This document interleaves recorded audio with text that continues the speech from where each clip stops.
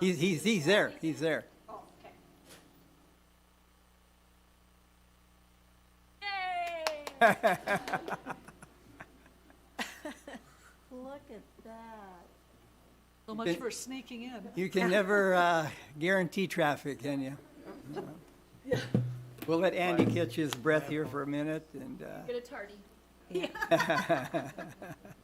Pass, but tardy.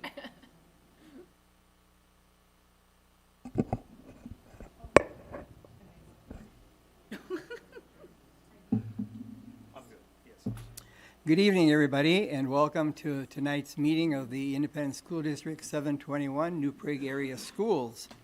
I'd like to go over a few ground rules about the open forum. We have one this evening, actually, but I tend to go over it anyhow just for everybody's intelligence on it. Thank you for joining us for the school board meeting of Independent School District 721. Meetings are recorded and can be viewed by accessing the school board page on the district website. If you have submitted an online request to speak during open forum, you were notified earlier in the day of the amount of time each speaker will have this evening. Please be advised that the board will not respond to your topic at this meeting. Personal attacks by anyone addressing the school board are unacceptable. Persistence in such remarks by an individual shall terminate that person's privilege to address the school board. If your comment requires follow-up, the board chair or administration will get back to you as soon as possible. Thank you for your interest in the New Prague area schools. And at this time, let's all stand and say the Pledge of Allegiance. Allegiance to the flag of the United States of America and to the republic for which it stands, one nation, under God, indivisible, with liberty and justice for all. Feels so nice to say that Pledge of Allegiance after just recognizing our veterans this past Monday for Memorial Day. The first item that we have here is the roll call, and all members of the school board are present. Next, we'll talk about the Spotlight on Success, and it will be done by the Falcon Ridge students and principal, Mr. Giesen.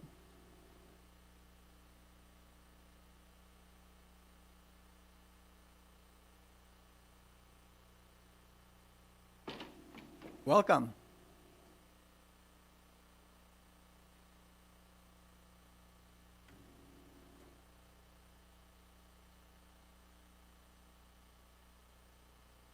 All right, good evening, members of the board. We are excited and honored to be with you tonight. As we prepared for tonight's presentation, these four had a lot of questions. First of all, they were asking why do we need to do this? And I said, because my boss asked me to. And so they want to make sure that they know who my boss is. And so Dr. Ballmuth right over here, you've seen him before. But it was a tardy person. Nicely done. Might have caught that. But at this time, I would like our students, again, we're honored to be here tonight, but I'd like for them to introduce themselves. And what we'll do is just start on this side, working our way over. So your name and your classroom teacher at Falcon Ridge. Ella Shield from Mrs. Westall's class. Kennedy Norton from Mrs. Laneberg's class. Clayton Nesbitt from Mrs. Trinko's class.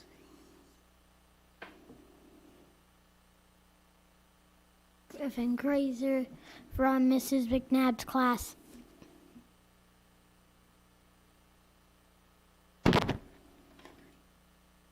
All right, so we're here tonight to talk a little bit about the first grade visits to Malastrana. This is something that has been taking place for quite some time, and I'll talk more about that in just a minute. But for those of you not familiar, Malastrana is a nursing home located just across the street from Falcon Ridge. It's a beautiful facility. It holds 65 residents currently, right now. But one of the biggest things that is a draw for us at Falcon Ridge is the proximity. So just by the map here, you can see where we're located, with Malastrana literally being across the street, okay? So this is, you could almost say, a no-brainer in terms of an opportunity for our kids. But as we'll talk here, you're going to find out that it's not just an opportunity where our kids gain, it's everybody involved. So a couple pictures that I want to go through right now. Just one of our classes following a trip to Malistrana, taking a picture right here. And then a couple different pictures of our kids reading, and that's the primary goal. When they cross the street and go over to to Malistrana, they are reading to the residents there, okay? And this happens in a variety of different ways, but it doesn't happen by accident. There's a lot of intention both on the part of our teachers, the staff at Malistrana, and then of course the residents who have to be willing to participate in this, and I think by and large they typically are. So I look at this whole situation as a win-win, and it's our students that obviously gain. It's an opportunity for them to read to other people outside of our own building, but it's residents that they're getting to know, okay? And when we talk about, again, the proximity, this is an easy decision to have our kids cross the street with an adult, of course, but getting into that building and getting to read with those residents.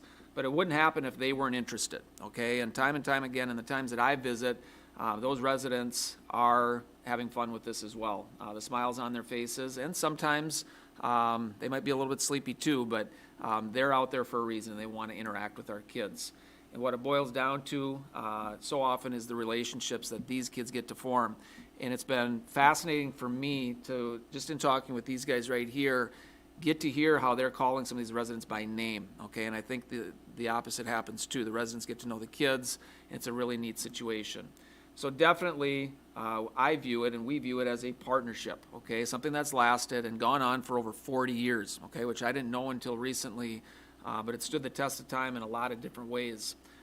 As I mentioned before, those residents and staff provide a safe and welcoming environment for our kids.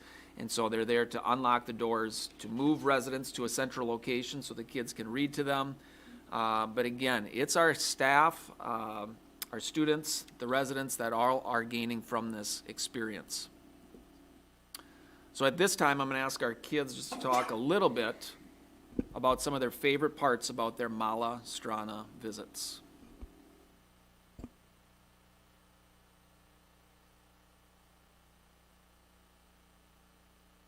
We get to read to them.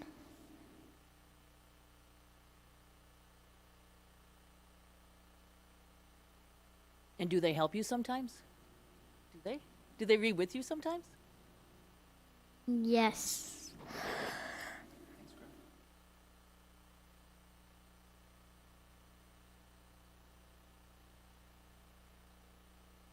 Getting to know the grandmas and grandpas and talking at the end about school in Malistrana.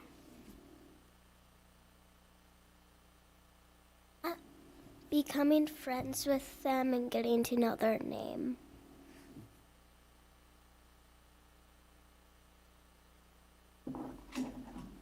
The residents learn how much we have been learning at school.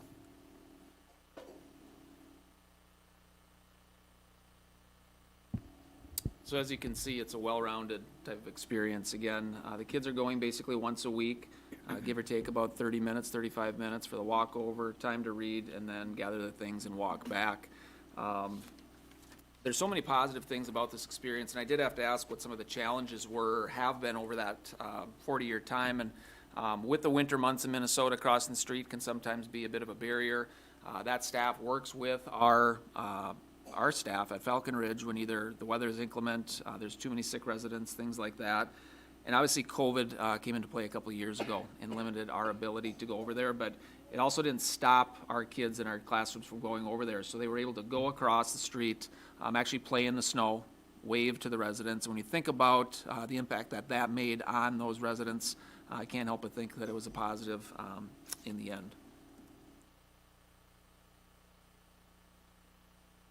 So just to wrap up, I'm going to share a picture that was shared with me last week, and this was taken probably about 6 or 7 years ago, I believe. But the interesting thing here is this resident, who I believe minutes before the student went in to read, was actually faced the other way. So her head was turned the other way, but she was in hospice care for, I believe, 2 to 3 weeks. And when the student came in to read, she heard him turned over and responded to that read aloud, okay? And so when we look at measurables, or is what we're doing making an impact, I think this picture says a lot right here. And the work that our teachers have done to make sure that this continues to happen, it's made a priority in our schedule once every day. It's basically how they start their day, one classroom every single day. But it's a true partnership that I'm proud to help in supporting. Any questions for myself or our fabulous first graders? I have a question.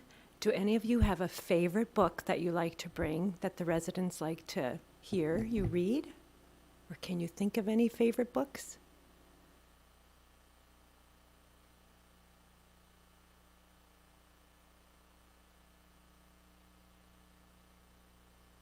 One step.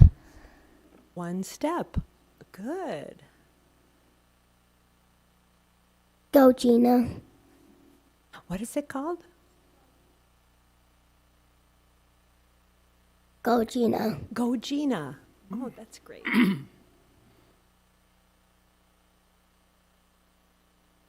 The Foot Book.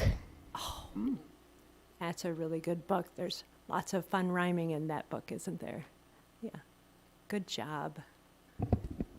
Thank you, everyone. Thank you. You guys. I have something to teach you kids. Mala strana has a English meaning, and the English meaning for mala strana means little side. In the Czech language, mala means little, and side is strana. So mala strana means little side. And that comes from Prague in the old country. And when it was built here, when the nursing home was built here, the people who built it said, let's call it something that makes a lot of sense to people from the Czech Republic. And that's why they called it Mala Strana. Let's give them a big round of applause, Yes. can we please?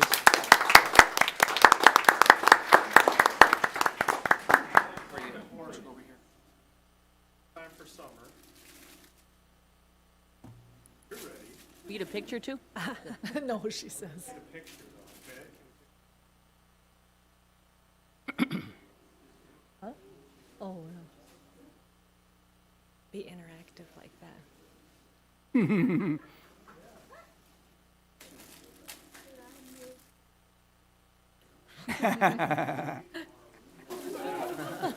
Won't mind at all. Want me to sit? Okay. Oh, yeah.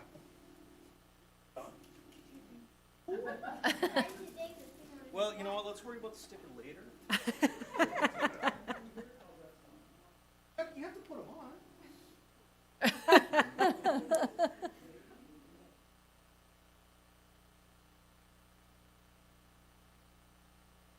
Thank you. And thank you Thanks, so you much guys. again.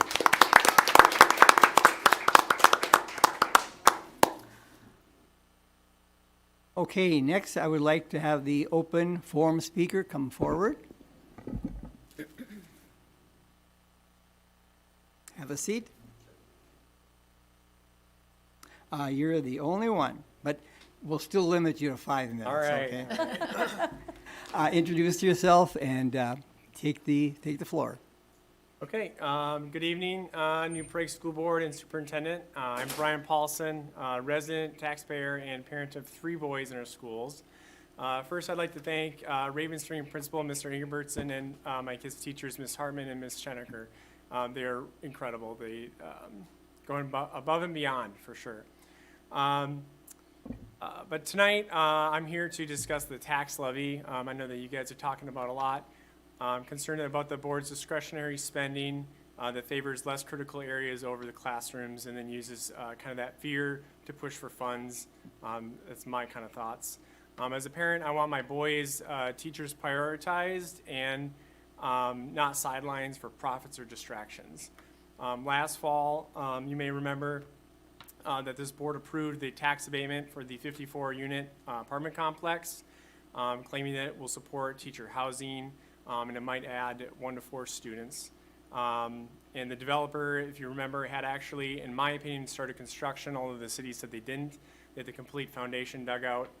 And it was profitable, seeking tax rebate dollars to boost investor returns, not to build. That's from the financial advisor. So it was profitable. They just wanted to get more profit. Shakopee is a short commute away and has lots of affordable housing for teachers. Yet you're discussing, cutting teachers and threatening teacher jobs with budgetary cuts. I was stunned to hear one board member during the working session say that we could roll the abatement costs into this tax levy. Are we funding the schools or developer windfalls? Next, let's consider busing and facilities. Montgomery and Shakopee saved by using Palmer Bus Service, private contractor. New Prague outsources trash to Lakers for efficiency, economies of scale.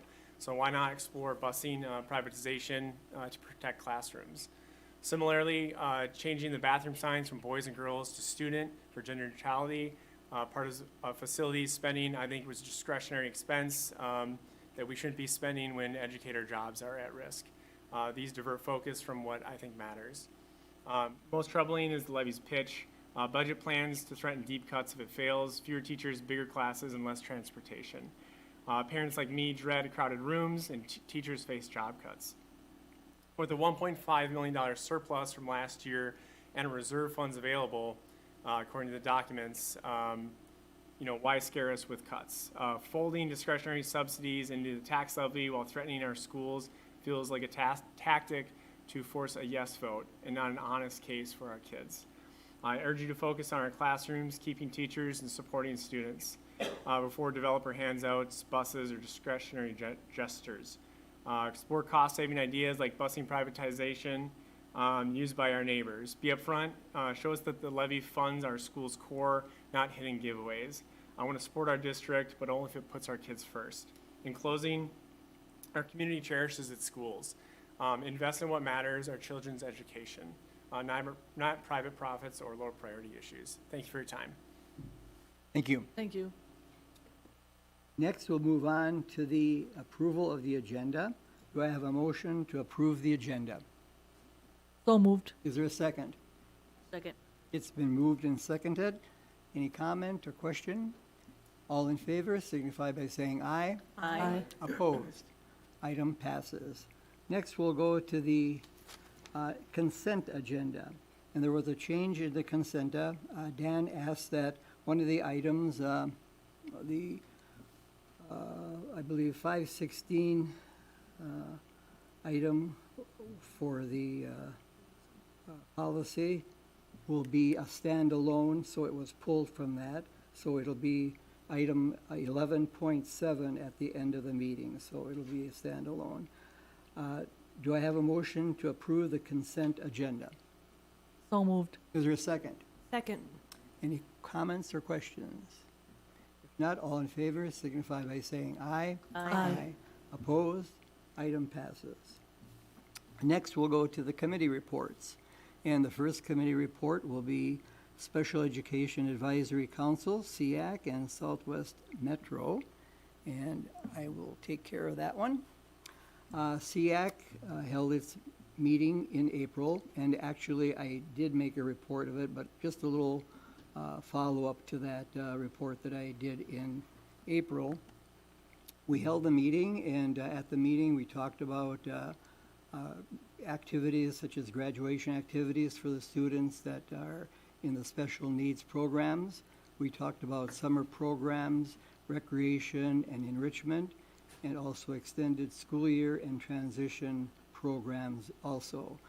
We talked about plans for a fall speaker for parents and staff for the upcoming school year 25-26. Next, going on to Southwest Metro, we had our meeting on May 20th. We had a recognition of the Southwest Metro Executive Directors and also the Communication Director as well, and honor them for the excellent job that they're doing of running the programs at Southwest Metro. We also had reports from the directors as well. And we talked about graduation from several of the programs at Southwest Metro. We did committee reports. We approved a revised 25 budget, 2025 budget. We did policy reports as well and approvals. And we did look at the strategic plan. We're getting very close to being finished with that, but we had an update on it and did a little bit more tweaking of it also.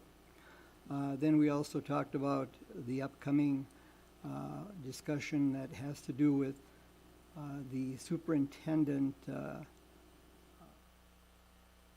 dealing with his approval and his ranking as far as his job is concerned. So we'll be doing that evaluation in the next coming weeks.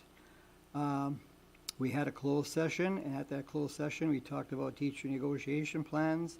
We did talk about one thing that we've already agreed on, and that we will have traditional negotiations and not the interest-based type that we have had in the past in our district. And then finally, we had district reports from the various member districts, and I want to have you note that at least 5 districts are scheduling operating levies for the upcoming fall. So we're not the only ones that are taking a look at this possibility. It's being done in other districts also. Okay, so that takes care of my report. I'd like to have somebody to speak about the legislative committee. Anybody have anything to share with that one? Still in development, still on hold. Nobody- It's on, yeah, the committee needs to get started. I think we've been focusing on the legislative session. We just haven't got our committee, our first meeting up and running. So I said I would do that the last month, and so my apologies to the 2 board members who were on that. But we will get that up and running. Okay, thank you. Next, we'll go on to the Community Education Committee. No meeting. Okay, Early Childhood Community Coalition. So in May, we had a great success. Now it's not hitting me right, but basically the group that gets together every month, we supported the teachers for a full week, the staff at the schools, and our early childhood teachers. It was just wonderful. Every day they were recognized with a different treat, and I think it was a really successful week. We are not meeting in May that I know of, so we haven't had a meeting yet, outside of that time. Okay, thank you. Next, we have the Finance and Facilities Committee, and actually, I'll speak to that one. We will have our next meeting during summer. So we had our meeting in April, and we will have our next meeting in the summer, probably in July. Next is Equity Committee. Do you want joint powers update? That was on there. Oh, did I miss that one? It was together. Oh, Finance, okay, Facilities, I'm and sorry. Powers. Yep. So we did have our Thank joint. you, Dan. Yep, no worries. We did have our joint powers meeting on May 19th. And so the focus of that meeting was our standard reporting and some updates. We're getting a new aquatics coordinator after our last one fled the state. And so Tracy Torgerson, a teacher in the district, has taken on that position. And so she is starting within early June. And then the other piece that they're working on quite a bit is figuring out how we compare to other facilities cost-wise and how to market. One of the things we've discussed some are different ways we might reduce the losses that we're incurring every single month, and so they're trying to figure out how we compare both on our rates as well as who we should be targeting in order to improve our membership. So that's kind of the name of the game. Thank you.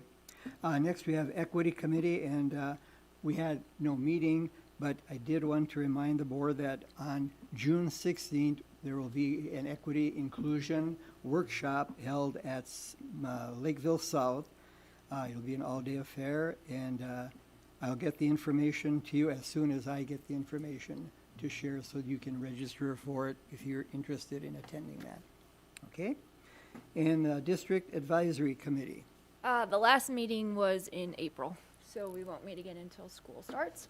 But just putting it out there, if anyone has a strong interest in being a part of that committee, where you get to weigh in on, different books that are read and different programs that the school's doing, please reach out. You can reach out to myself, Andy, whoever, and we'll get you connected to someone to sign you up for that. Thanks, Gary. Next, New Prague Area Foundation. No meeting in May. Our next scheduled meeting is June 16th. Okay, thank you. Next, we'll go to the superintendent's report. Thank you for not reminding the audience that I walked in on time, not tardy, but on time. Heard the bell ring. But Yeah, well, Janelle will remind me of some things after this. But anyway, my remarks are short. Just want to have a lot of gratitude. Tomorrow's our last student contact day. It's hard to believe. And so I'm thankful for the work that our staff has done to make this a productive and successful school year to this point. I think everyone gets ready for a break in times like this, and so I know our students and our families and our staff are ready to put a bow on this year. Graduation on Friday night was I think wonderful. We had 321 students who walked across the stage. The weather was perfect. I want to thank the high school team, the administrative team, the support team, everyone who worked behind the scenes to make Friday night a really special night for not only our graduates, but also their families. And also, you don't get to see this, but I got to attend 2 other graduation ceremonies. The transition students graduated on Friday afternoon. I think there were 5 of our transition students who graduated, and I also attended a ceremony earlier in the week at the CLC. And to see those students and their families was really touching to see just how meaningful that was to them, but also the work that our staff has done to make that a meaningful experience for those students was something that I was really proud of. So weeks of celebration, lots of really good things happening, culminating with graduation last Friday night. And thank you all for being there. Thank you, Andy. Referendum information and the PMA securities. Yeah, I'm going to invite Brian Fell, Director of Business Services, to come up, and we have both, Michael is here again, and Steve Pumper from PMA is here as well. I think he's going to sit back and enjoy the presentation, not take part, but thank you for being here, Steve, and thank you for Michael. You met Michael last week.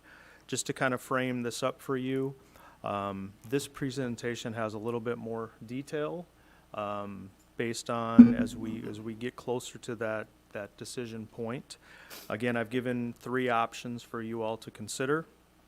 Do nothing, wait for state and federal funding increases, and or seek local funding, right?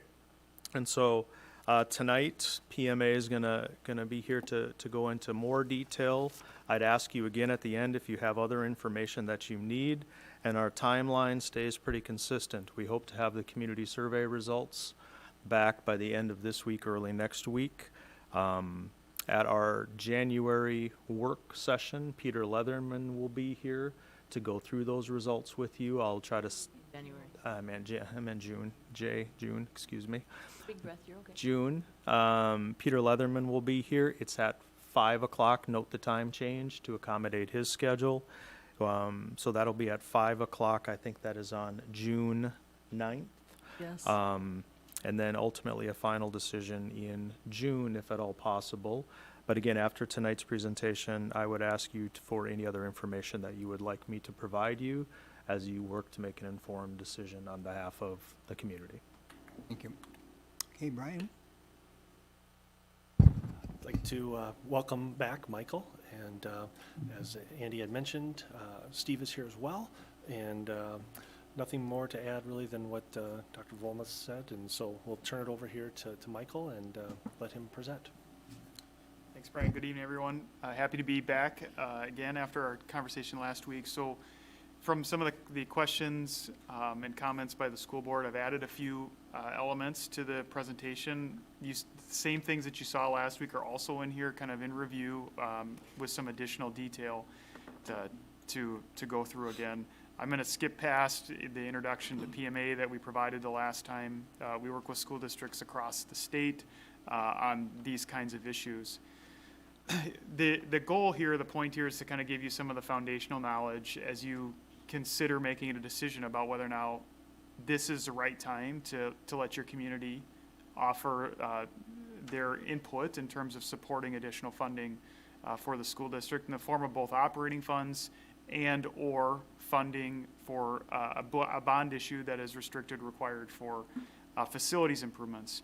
So starting with that, just looking at the number of dollars that has been levied by the school district, over the past decade or so, and you've been relatively steady, and there was a decrease between taxes payable in 23 to 24 as you paid off some of the bond debt related to improvements at the high school. We translated that, as we talked about the last time, into what this might have looked like for a representative homeowner in your school district. Again, every single homeowner in your school district will have had a different experience based upon the property valuation.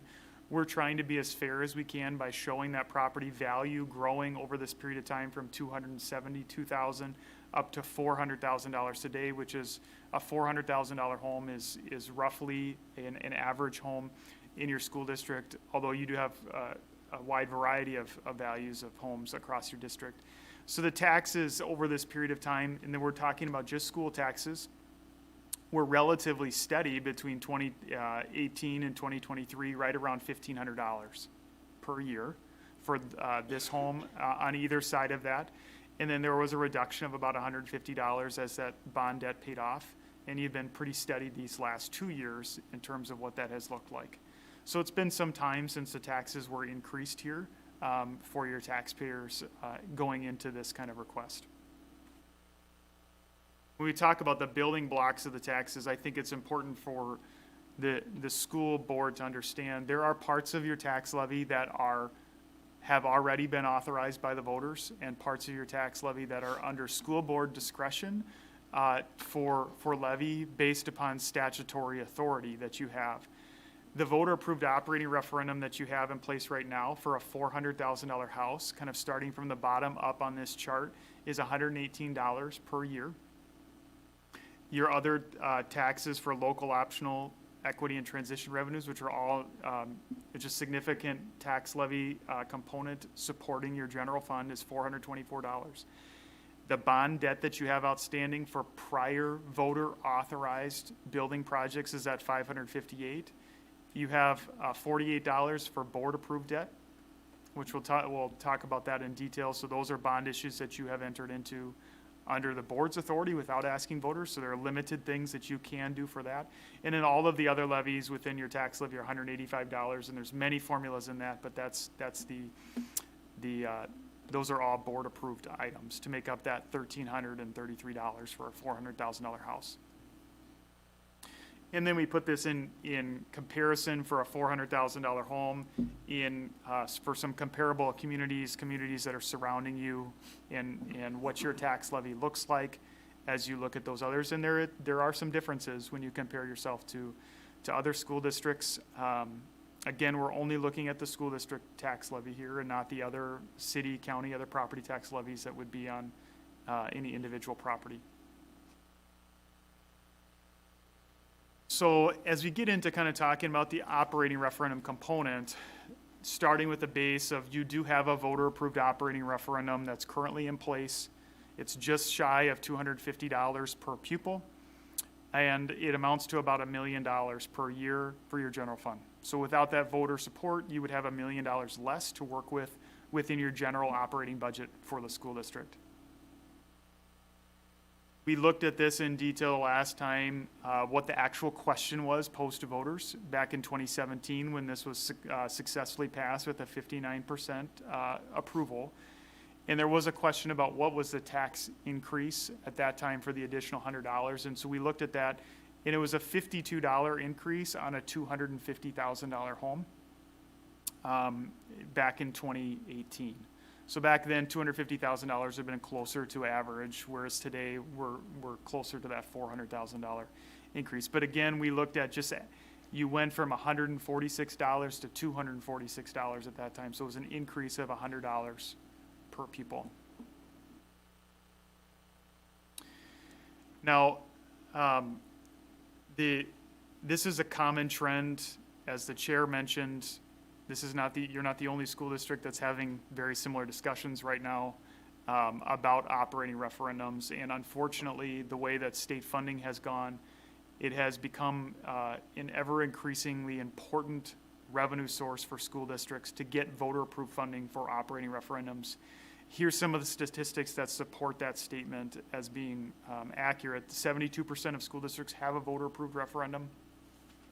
When you look at the statewide median, it's that average is $544. When you look at the metro, it's $1,576. When I say metro, again, we're talking about the 57 districts that have substantial tax base within the 7-county metro. You're included in that because a lot of your tax base is in Scott County. And when you think about your employment, we're talking about the primary thing of your budget is to pay people, and your employment base is competing with those others that are in the metro area. So if you compare yourself to that 1,576, you're significantly behind in terms of the number of dollars you have per pupil to the median. The cap is about $2,260 this year, and there's a handful of districts, especially in the western part of the metro, that are at or near that cap in terms of what they can get voter authorized for this source of funding. The other trend that's kind of one of the trends that's causing this is that the largest revenue source that you receive, the most important, is the basic formula allowance, which is simply a number of dollars that you receive per pupil for general education of your students. And that funding, if you look at it as a comparison to inflation, has not kept up. And we've looked at these charts over many years, and you've received some really large increases as they look historically back from actions that were made in the legislature in 2023. But even in that time, a 4% increase and a 2.5% increase are nowhere near what the actual inflation rate was during that period of time, more broadly in the economy. And so you've still been losing ground when you compare it to inflation. If you had the same number of dollars that you had in 2003 that you do today on an inflation-adjusted basis, that's based on Consumer Price Index, you'd have $1,470 more per kid, which translates to over $6 million in your general fund, which you could do a lot with an additional $6 million in your general funds. So another comparison, we look at, these are the voter-approved referendum amounts for operating referendums. There's 3 districts on there that have a yellow component to their levy. That's a capital project levy, which is used for technology in those school districts. So it's really supportive of the general fund.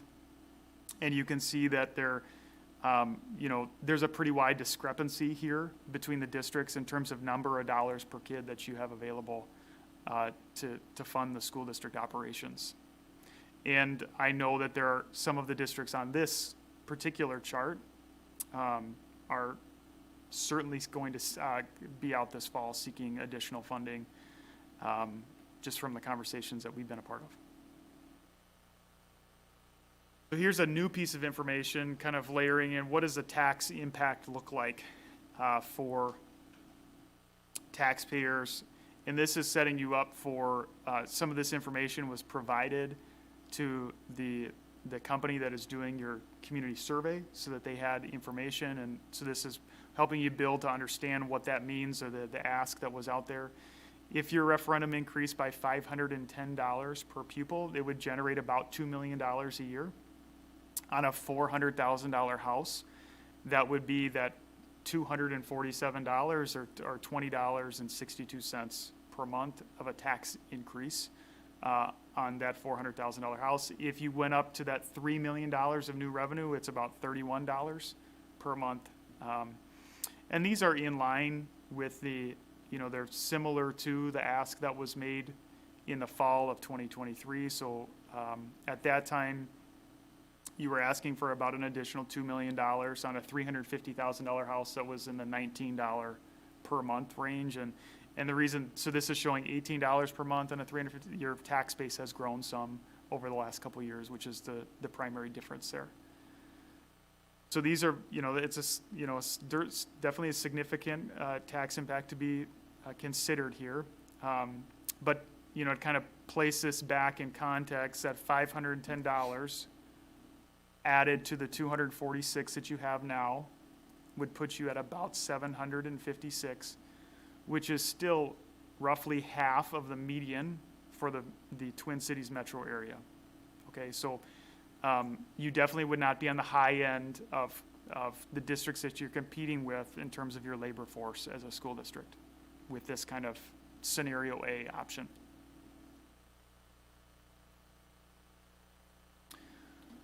So when we look at the capital project bonding, And we look at these two things as separate buckets.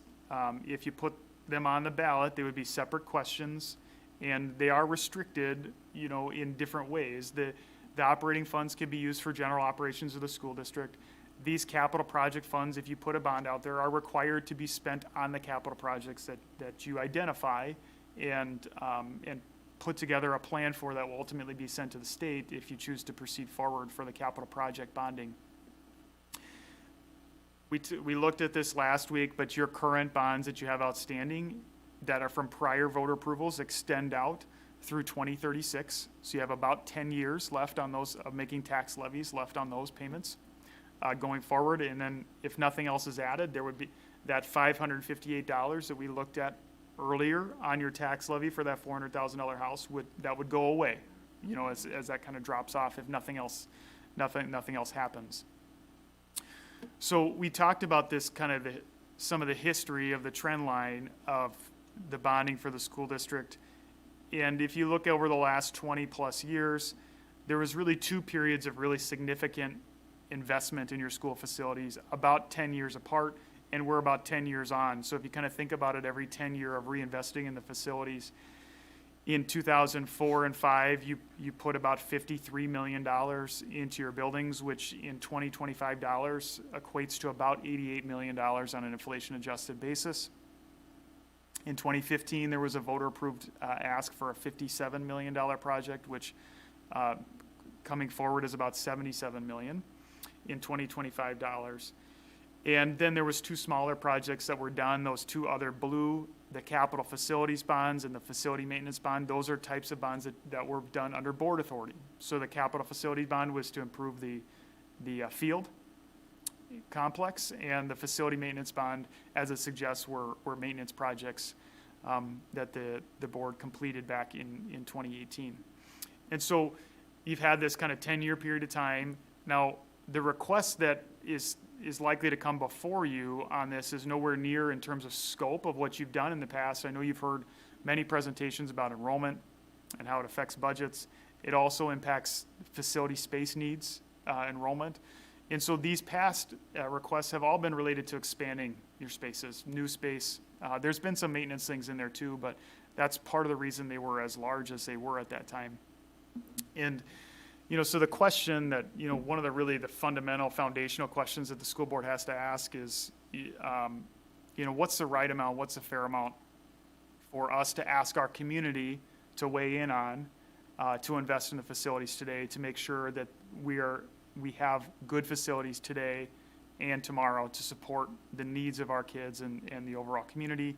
You also want to protect the investments that this community has made in facilities. You have really nice facilities as they sit today. They won't stay that way without the right level of investment. I don't have an opinion about the actual engineering, but that's certainly true over time, and we see that in our work with school districts, that consistent, steady investment over time leads to more steady tax raises or taxes with less large jumps, and it also spreads the burden out over time. We like to think of ourselves kind of all as, our own individual taxpayers, and I bet because of your support for this community and the fact that you sit on this school board, many of you have probably lived here a long time. But the people who pay taxes changes every year, and it changes over time. The people who are in your community using your resources and paying taxes will be different in 5 years than it is today, and it'll be different again in 10 years. And so we use the bonds as a tool to spread that burden out over time, and to make things, it's a tool to make the tax levy more fair if we can, okay? So I do have added in here the work that your facility task force put together in terms of projects that have been identified. And I talked about how the projects that were identified are not about expanding space, but they're really into two buckets. And I know the numbers on here are small, so I'll kind of outline it. But basically, there's $5 million of improvements that are proposed from this facilities task force that are related to safety and security. So secure entrances, doors, and locking type of mechanisms at each of your schools, which you can see total together to be that $5.1 million.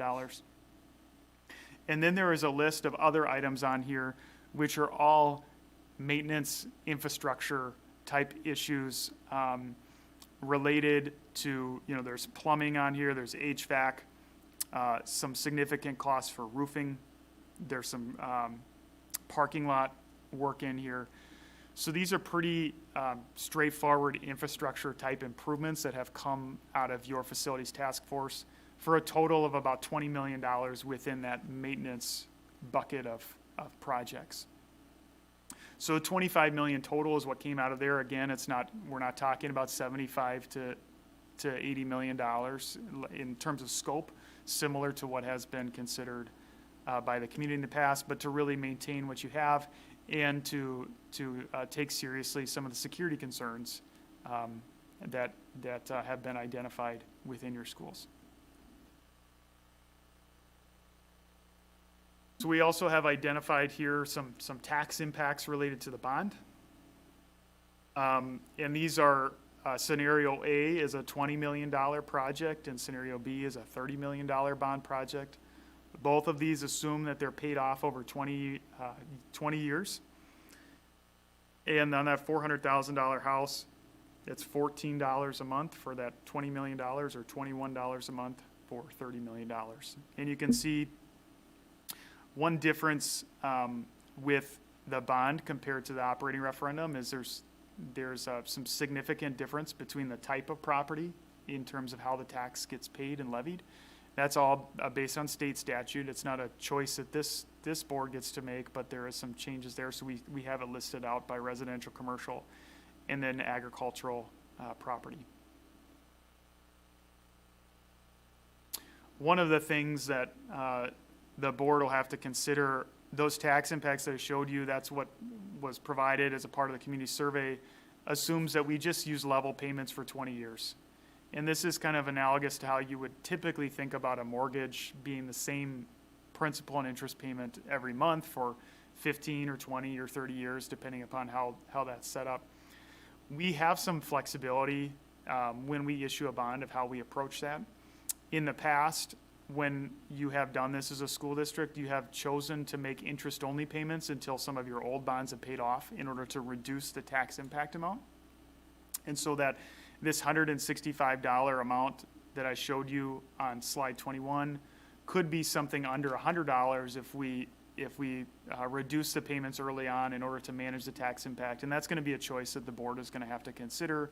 And it's going to be part of the overall picture as we think about the information you're going to learn from a tax tolerance standpoint from the survey that you're going to get back here in a couple weeks, and what projects are worthy that need to be done, and what you believe as a board is the right investment to ask your voters to make at this time in the school facilities. So the last piece of this is just following up on what Dr. Volmuth presented at the beginning in terms of a timeline. In consideration of a November 2025 referendum, this school board will need to make a decision about how it would like to proceed in the month of June, which would, the concept would be at your regular meeting in June if you want to hold a referendum this November. That is required because the state of Minnesota requires certain information to be sent about the bonding project that we call a review and comment. And it's a review of what types of projects you're doing. And then they'll provide a response back to you. I'll tell you what you're doing is pretty, it's right down the middle of the strike zone in terms of that kind of review. I don't see there being any trouble with that, but we've got to leave the timeline to make that happen. And then I think from a board standpoint, as you think forward, if you're ready to move forward with this, the date on here that always surprises me a little bit is for a November 4th referendum, your community can begin voting as early as September 19th. So the election really starts at the end of September. It doesn't start on November 3rd in terms of the overall process. And I think as people have gotten used to that, this law has been available for some time now. More and more people take advantage of that, the ability to access the early voting, whether or not it's in person or by mail, well in advance of the election. And the other thing that you'll have to make a decision on as a board is about what the questions look like So there are some statutory required language that has to be in there. For example, underneath each question, it will state in bold, you are voting on a property tax increase. And so that will be obvious to the voters that are in the polling booth. But on an operating referendum, we have to decide the amount, the per pupil amount, which you'll get information to help you make that decision from the survey. The number of years, and I know have been different strategies on past elections with that, dating back to the 2017 election and then elections in 22 and 23. And then the third thing is whether or not you have an inflationary increase on that per pupil amount. The inflationary increase would mean, let's say you did that $510 per pupil. Each year, the state would apply, that would increase that $510 per pupil based upon whatever the consumer price index changes. So it's not something you don't get to decide, well, our expenses are going up 4%, so we're going to make this go up 4%. It is established based upon consumer price index that is, established at the federal level that the state applies through for that inflationary increase. It does provide you some protection, though, over time as things get more expensive. It can also be especially important when you're in times of declining enrollment, because of course, if enrollment is steady, then the $510 is steady, you get the same number of dollars. If enrollment goes down, the $510 per pupil provides a little bit less in revenue. And so that can be a buffer if that is part of your story and part of the reality of where you are over the next 5 to 10 years as a school district. On the bond, we have to decide the amount in terms of the project. We have to decide how we're going to communicate that tax impact, the bond structure that I talked about. And then part of what we'll want the board to review too and understand is how the projects are described, so that we'll have actually in the operating referendum, it's typically just financial data about $500 per pupil, as similar to what was shown earlier. In the bond, we can describe the projects a little bit to say, this is $20 million for safety and security and capital maintenance projects at our school facilities, something along those lines. And then the last, and I think the most important part of this is as you think about a ballot structure, is that it gives the board an opportunity to establish and show very clearly to your community what our priorities are as a school district in terms of which is more important. Is funding the additional revenue to pay our staff and to do programming the most important thing? Is the facility maintenance the most important thing? And you can do that by the order of the questions. Typically, in history, question 2 gets less yes votes than question 1. That's not always 100% of the time true, but it is most of the time true. And you can even build into the question that question 2, whichever that might be, is contingent on question 1 passing, which would be a very clear signal to the community that, hey, if you don't pass this operating money, we don't want the facilities money. So you can say that as a school board and establish priorities and signal that through the ballot structure within the legal framework that you have to work with. So that's the set of slides and presentations. I'm happy to take any questions or requests for additional information. Just towards the end, when we were talking about operating and/or bond question, under operating it says inflationary increase. We would have to decide that as a board whether we want to attach that to the levy that we're asking the public to vote on. So we would either say yes for an inflationary increase or no for we as the board would make that decision. Correct, because the ballot will actually say can we increase it by $510 per pupil? This amount will increase by inflation each year. So it'll be very transparent and clear. If you do not have that language in there, it doesn't increase. 5-10. Okay. Correct. Any other questions or comments? And on the operating side, we don't have to fund our facilities with debt, for example.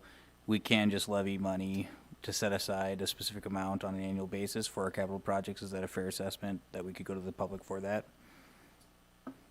You could go to the public to increase funds and spend that money on facilities, yes, without using the borrowing.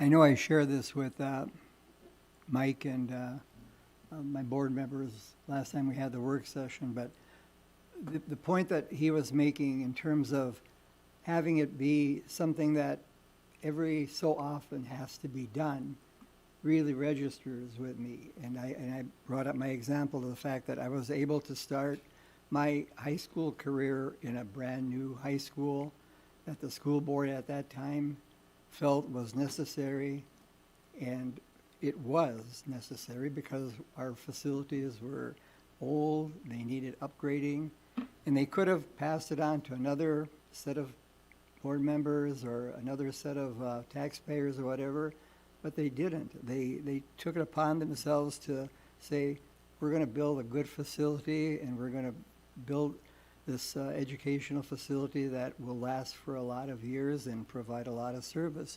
And it has. We're sitting in part of the building that was opened in 1961, and it's lasted. It's been reprogrammed, retooled to fit the needs of the current times. But every group of taxpayers has a responsibility to not push it off to the next generation and hope that they'll decide that, well, maybe it's time now, because it doesn't get any cheaper and the need doesn't get any less.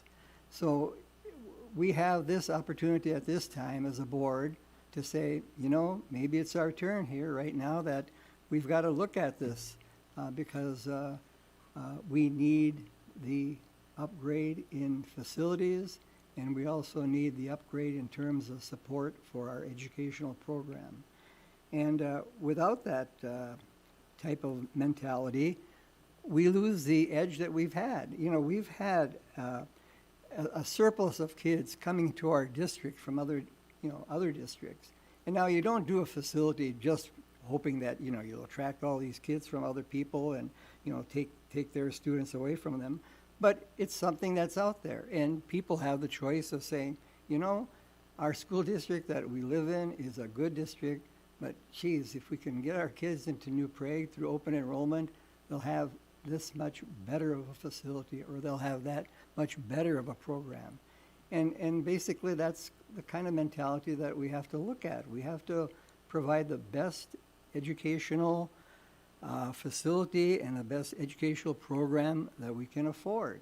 And it's up to our taxpayers to be given this opportunity and hope that, you know, they see it as a need and not a want, that, you know, this is something that is needed for our students, for our school district, and I hope we give the taxpayers a chance to be able to voice their opinion on it.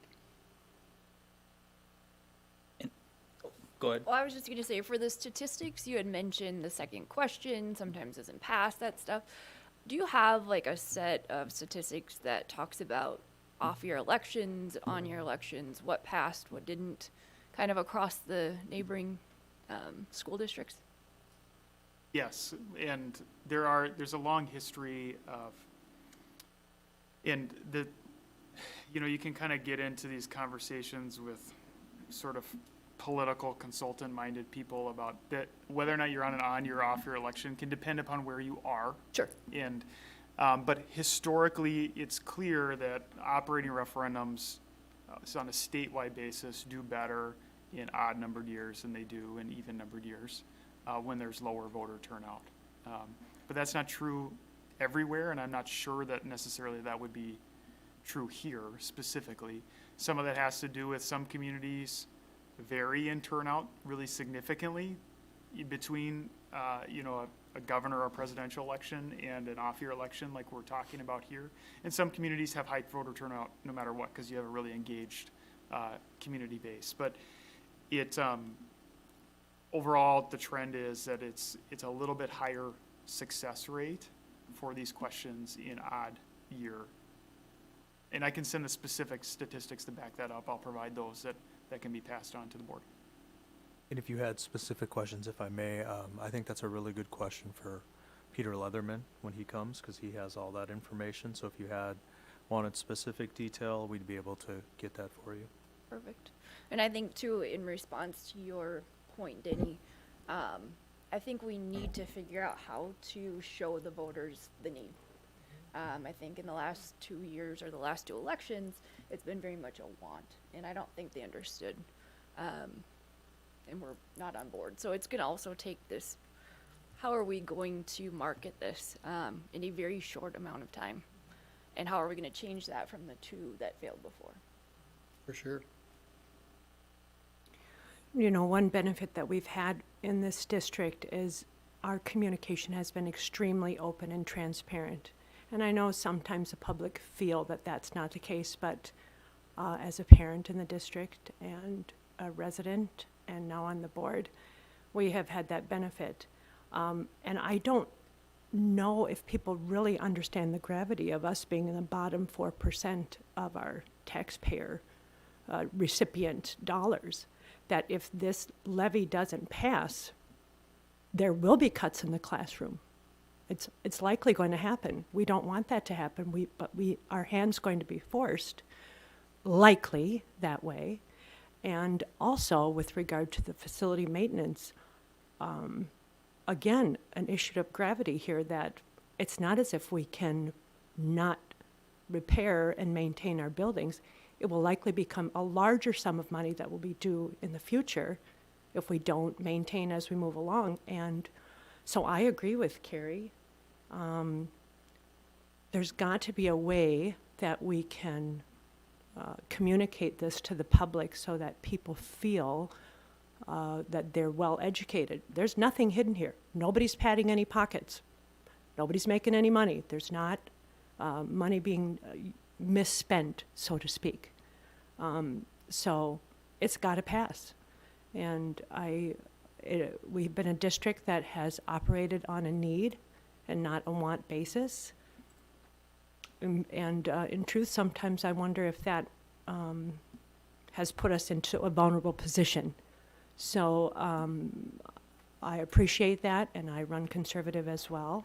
But we cannot lose more classroom teachers. We can't afford to do that. And like Denny said, we want to remain on the cutting edge. We want to attract residents in the future. We have got excellence in our education. We want to be the leaders.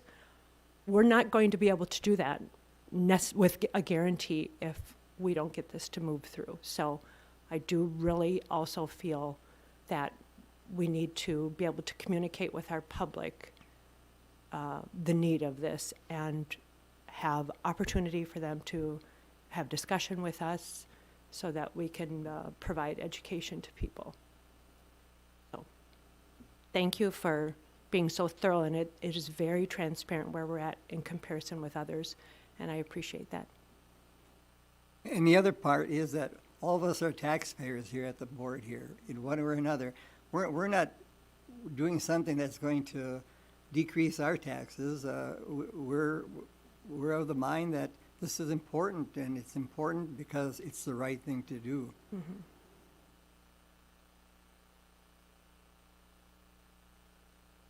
So for me, there's a couple pieces that I think are super important. So for example, when we look at the bond portion of the facility side, in my estimation, somewhere between 2.5 to 3.5 million of that is on dubious entrance projects that should be done in a much more cost-effective way. That puts us somewhere between 10 to 12% of the total bonding, which would be not using simpler and more cost-effective means to use our current building structure to get similar gains. And so when we say we have these needs, I also agree we have some serious needs, but I think mixed inside these needs is some items that I think would be a disservice to our taxpayers and a diversion of money from what actually will make the best bang for the amount invested in both safety and facility maintenance. And from a fiscal responsibility standpoint, I understand borrowing money in large amounts to build new buildings and some of those things like that, but the most fiscally responsible thing to do is to maintain your buildings off your continuing operating money. And I think that that has two benefits. One, if you're putting in, let's say, $2 million plus the $1 million the state gives us, that gives us $3 million per year for our capital projects.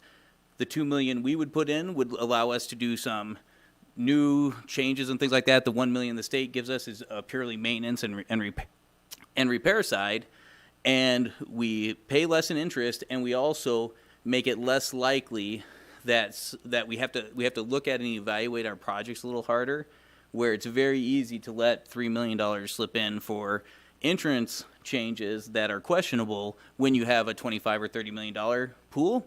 But when every single year you're looking at a $3 million pool, maybe $4 million pool of money that you have available, I think it forces us to be more responsible and not get caught up in some of the emotions of making decisions as we figure out how to meet our objectives in each of these ways with a smaller pool per project and things like that. And there's been something said that it's cheaper to borrow the money, but I think that's operating on the assumption that you haven't had a sustained program over time. The place where I think we actually get ahead of our financial problems with declining enrollment is trying to figure out, and our communication really needs to be, how do we get 10 years into the future when our $6 million worth of tax basis per year expires? And we should be helping our taxpayers understand that we intend to replace that as well with stuff that we can put more towards our operations as well. And so that is the most cost-effective and fiscally responsible way, I think, is to spend less money on interest, more money directly into the classroom, directly into our facilities, and how do we get to the point where we don't perpetually maintain what we have when we're not expanding off debt. And I think that's something that we can go to the taxpayers for, and there's a lot of taxpayers, I think, who will appreciate that kind of message. I think there's a lot of taxpayers who will appreciate the splurges and things like that we get concerned about. You know, for example, this room here is a wonderful room for a meeting, but would we have approved $350,000, $400,000 expenditure to produce a boardroom if it wasn't buried in a $35 million bonding?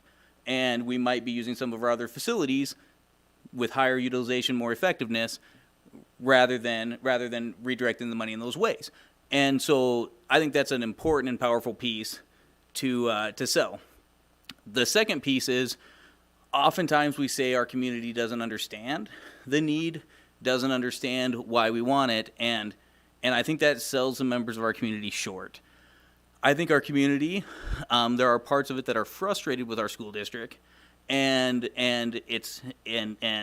there's wonderful people in the district, everybody's operating under good intentions and things like that, but that doesn't change the fact that we're struggling to meet the needs of the parents and the families, and many feel that we're ignoring those needs. And I think going into this with a firm commitment of what we are willing to do to meet some of those needs improves dramatically the likelihood of success of being able to generate both the operating and the facilities funds that we're looking for. And so I think I've sent Kim an email of some of the items that I think are red flags that I see and that just I pick up in our meetings that concern me, that we're not directing our resources fully to the best uses. And if we do a little bit better with that and make a commitment to say we recognize it, rather than just always saying everything's great, I think our community will give us some runway with that and help us with our fiscal problems, as well as give us some input to help make the district better, right? Some of the critiques are illegitimate, but not all the critiques that the community brings against the district. And I think helping address those in the best ways possible and start taking some of them a little bit more seriously could help a lot on that. Dan, I'm wondering if you could speak to specifically what you find frivolous about the proposed entrance redos for security purposes. I know that they want to reconstruct front offices to better, secure the building, but I'm not really sure what you're finding like frivolous there. Yeah, and so if we look at both the high school, for example, and at Falcon Ridge, for whatever reason, the gold standard right now is buzz somebody in, let them into the office, and then let them into the building from there, right? I personally think, and to do that at Falcon Ridge, for example, takes $3 million, and you lose 1.5 classrooms, so you reduce the capacity of your building and the usable space for education in your building, right? And so for me, I think you get 99.9, and you might be able to make some arguments that you get more benefits by having a restricted entrance without giving them access to the secretary, and therefore the secretary through security camera and intercom means could vet the person, could see the person, but after they let them in that first layer, they don't have access to the receptionist at that point, which puts the receptionist at risk and gives them access to the button that gives them access to the school. And so I think the first $100,000 gets you very nice improvements, get you most of the benefits of sending them into the office, and you don't have to spend the other $2.5 million. And I think the same thing's true at the high school. I think improving that entrance, giving the office better visual, better audio, access to who's coming in, without sending them into the office can get you all of the benefits pretty much without the biggest chunk of the expenditure to start knocking down walls, doing weird things with the entrance to the auditorium and things like that. I understand what you're saying. I wonder if we should talk to the people who have already presented something to us. I would imagine they work with a lot of districts and see what is effective and have done their studying on security and their metrics, so to speak. That has brought them to the decisions they've made and suggested to us. It might be worth going back to them and that would be Wald, Yeah. architects. But, I'm sure they do the most safe type of planning that they can. If you're going to do it and you're going to spend the money, if you do it right. And I guess that's the point, when we get down into discussions on how much should be spent and how much shouldn't be spent. It's, what is the degree of safety that you want? Do you want it to be the gold standard, or do you want it to be, well, it's pretty safe, but it's not the safest? It's one of those things where do you draw the line, And we're kind of getting into the planning stages here, and it's getting off course a little bit, but I think the main thing is that we have to keep in mind that we need to let our taxpayers know that we think this is important and that you have the prerogative of saying, yes, you are right, or no, I don't agree with you, and go with there, where we sit. That's where a board sits. If I may, I made a note that I'm happy to bring Wold back, either to the June, not January, work or business meeting based on their availability to have that discussion again. Again, that was the recommendation of the committee, the community that came together, talked about safety and security and deferred maintenance. So if you have specific questions about the security side, I'm happy to bring them back. I will do that whenever they're available. And I think too, when you are working with the community, you gotta find some of those things to negotiate on. That it may not be gold standard, but it's gonna serve the needs and, secure the kids and do whatever. I think there's a number of those issues where we don't necessarily have to go gold, but we can find something that is middle ground to show the taxpayers that we're doing our due diligence, and looking into some of those things as well. I guess I would prefer to hear from the experts. Yeah, You we know, did hear from the experts, yep. From the architect as to why this level of security versus this level.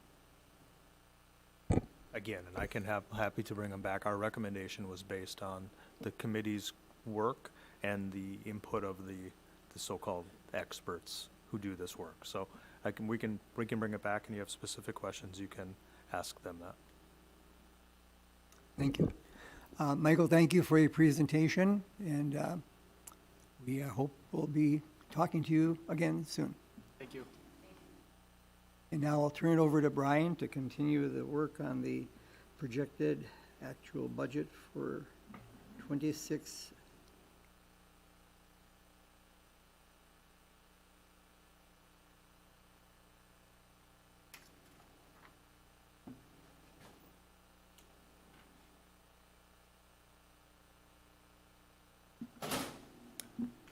Okay, good evening, everybody. I'm going to present a projection of where we're going to end up this current fiscal year, FY25, and then the first reading of our preliminary budget for next year, for FY26. So the FY25 projected actual budget, it's a preview and a prediction of where we'll end up at the current and the end of the current fiscal year. In May, I'm bringing, this month here, I'm bringing the general fund, the 01 fund. In June, we'll bring the 02, or the food service fund, and then the 04, the community services fund, for your information here. This is an informational item. The projected actual budget is an informational item for you. And then combined with that, we'll have the first reading of the preliminary budget for next year. And then we'll come back for a second reading and approval of the FY26 budget in June. And just a reminder, school districts must have a board-approved budget by June 30th of each year. Back in May, in April, I presented the budget assumptions, and we talked about structural budget adjustments of $250,000 or more. Those are due to a need to reduce costs. Those are essentially budget cuts. And then we have cost containment measures, which would be a reduction usually in staffing due to a decrease in enrollment. There will be, and I'll talk a little bit more here in a little bit about some cost containment measures for next year, for FY26, due to decreases in enrollment. Second to last bullet point there, we've made $6.6 million in structural budget adjustments or budget cuts the last 2 years, or 13.75% of the operating budget. And then our unassigned fund balance, Board Policy 714 calls for a minimum unassigned fund balance of at least 8%. That's 1 month of operating expenses. The last audited unassigned fund balance that we have is for FY24, and we came in at 10.4% then. So taking a look then at the projections for this current year, FY25, we're projecting our general fund revenues to come in at $51,773,382. If you take a look in the box or on the right-hand side there, that's about $60,000 less than what we had in the revised budget, the FY25 revised budget, which I think was presented and created in November. The general fund expenses, we're projecting to come in at $50,272,522, so coming in just shy of $350,000 less than our revised budget indicated. So we are projecting our revenues to exceed our expenditures by $1,500,856. Some highlights in terms of the general fund expenses there. We've paid less to other districts, namely Southwest Metro. We paid less in legal fees, less in snow removal, and then other purchase services as well. We're projecting our total fund balance to come in at $7,261,538, and our unassigned fund balance, which is the key metric that most districts will use and talk about, at $5,975,000. So we're projecting that unassigned fund balance to come in at 13.43%, and we had projected it at 12.9 in the revised budget, so slightly higher. Our ADMs, or our average daily membership, we're projecting, we originally, when the budget was built last summer and presented in June of 2024, we were using 3,844 students, or ADMs. The revised budget in November was at 3,906, and we're using, 3,908, and we're using 3,906 for our ADMs for this projected actual budget there. Just some quick highlights here. You can see we've got the revenue categories there. Our state revenue comes in at 82.63%, federal at 1.83%, property taxes at 12.14%, and our local revenue would be our fees, our interest, and so on there at 3.4%. I do have a note there. There's a packet attached to this agenda item which has more detailed with our revenues, our expenditures, then we go into detail with our expenditures by object. And so if you're curious about, okay, what exactly are we spending on, that expenditures by object is a great tool to see that there. Taking a look down below there, the expenditures by object, okay, and all school districts are going to be right around that 80%. We're at 83% there for salaries and benefits. And then you can see purchase services at 10.79, supplies at 3.37, equipment at 2.5, and then other expenditures at 0.21% there.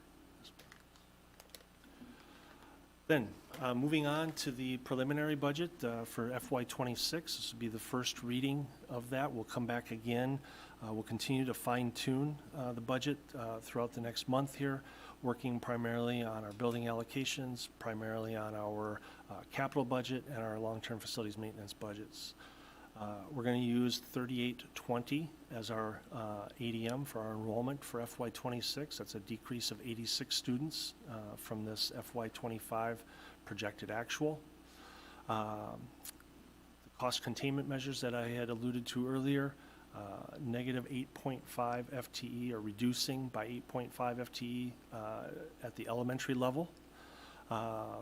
Due to decreased enrollment.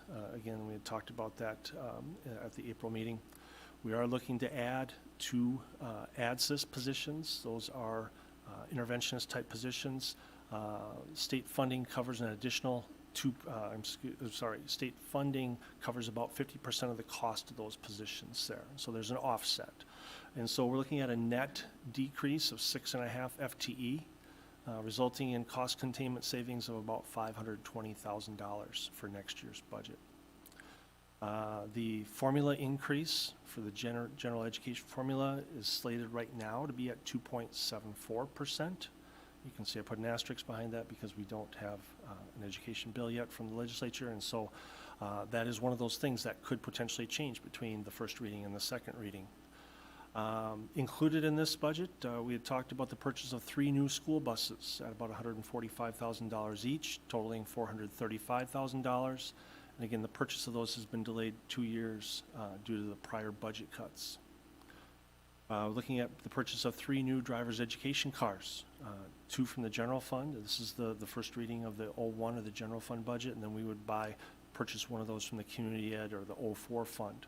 So we're looking at about $30,000 each on those. And then we're looking at using restricted funds, our medical assistance billing revenue to purchase a special education minibus at a cost of $119,000. And so those 3 items are all built into this budget. Talked previously about our compensatory aid decreasing by about $54,000, just shy of that there for next year. We had received one-time READ Act funds in FY25. Those aren't available. The 2 specific types of funds aren't available in FY26, and so there was $309,000 of funds that were in the FY25 budget that won't be in the FY26 budget. Starting in FY26, there's also a 0.75% increase in the employer's share of TRA. And so that'll be an additional $159,000 cost. That there's no aid coming from the state for that increased cost there. Also, the Paid Family Leave Act takes effect on January 1st of 2026, and we're projecting that to cost our district just shy of $84,000, again, in unfunded costs there. The FY26 preliminary budget, we're planning on revenues exceeding expenses by $560,257, and we're projecting the unassigned fund balance to be at 14.1% then. A lot of numbers here. I'm just going to highlight the bottom of the revenue categories there. In the blue, the change for the preliminary is in purple there. The yellow is the FY25 projected actual, so we're projecting our revenues to increase by $180,320. And you can see down at the bottom, that's about a 0.35% increase in our revenues. And then you're looking at, we're looking at our expenditures increasing by $1,120,923. Looking at anywhere from holding expenditure costs steady to a 5% increase, depending on the category. It could be utilities. We need to project some of those. I think one of the key things that we talk about when budgeting is what we know now. And so you can see there, we're looking at our general fund expenses increasing by 2.23%. Taking a look then at our expenditures by program, and again highlighting some of the line items in blue there. Actually, also in gray on the far right-hand side, you can see the percentage of what we spend on each of the different categories there. We're looking at an increase of $384,521 in regular instruction. Down below, you can see that the increases in regular instruction are due to unfilled positions that we had at 0 for the projected actual budget. We're resetting that to a full year's cost in the preliminary budget for the next year, as well as some contingency costs there. The increases in special education there, the next red box down in that blue column there, due primarily to the addition of those 2 ADSYS positions, the 2.0 FTE for ADSYS there. And then the increase in people support services there, highlighted in with the red box there, primarily due to those purchase of the 3 school buses and the 2 driver's ed cars there. And then we are projecting, again, I said 14.31% for our unassigned fund balance for FY26. You can see historically where our fund balance has been. FY15 through FY18, we were above 20%. We saw a decline there down to FY23, where we were at 6.5%. Those budget cuts of $6.6 million over the last 2 years have helped then get that up to 13.43%. We're projecting it for FY25, and then preliminary for next year, 14.31, which again would be, obviously it's between 10 and 15%, month and a half-ish percent, month and a half of expenditures, roughly, maybe. Can I make one comment about the fund balance? I think it's great that, and thank you for the detail, Mr. Fell. Not tonight, but for this discussion, but just to register, I do think we need to have a discussion about the percentage of our fund balance. Right now, policy 714 says 8% or around 8%. I have to be honest with you, I am nervous at 8%. Because it covers 1 month of our expenses. And it's, as you can see from the previous slide, yes, we're above where we want to be, but for the overall health of the organization to have 1 month in reserve, or now closer to 1.5 or 2, again, I just register, I think it's a discussion we have to have. So we're headed in a better direction, all things considered. But it's not like that gives us a lot of extra money to play with, considering where I've been with other districts and what other districts do in terms of the amount in the fund balance. So I'm not asking to say we would make it a great deal more, but 1 month is really lean. And if you think about just this last legislative session and what could happen, hopefully we'll be done soon and they'll have a special session and it'll be over.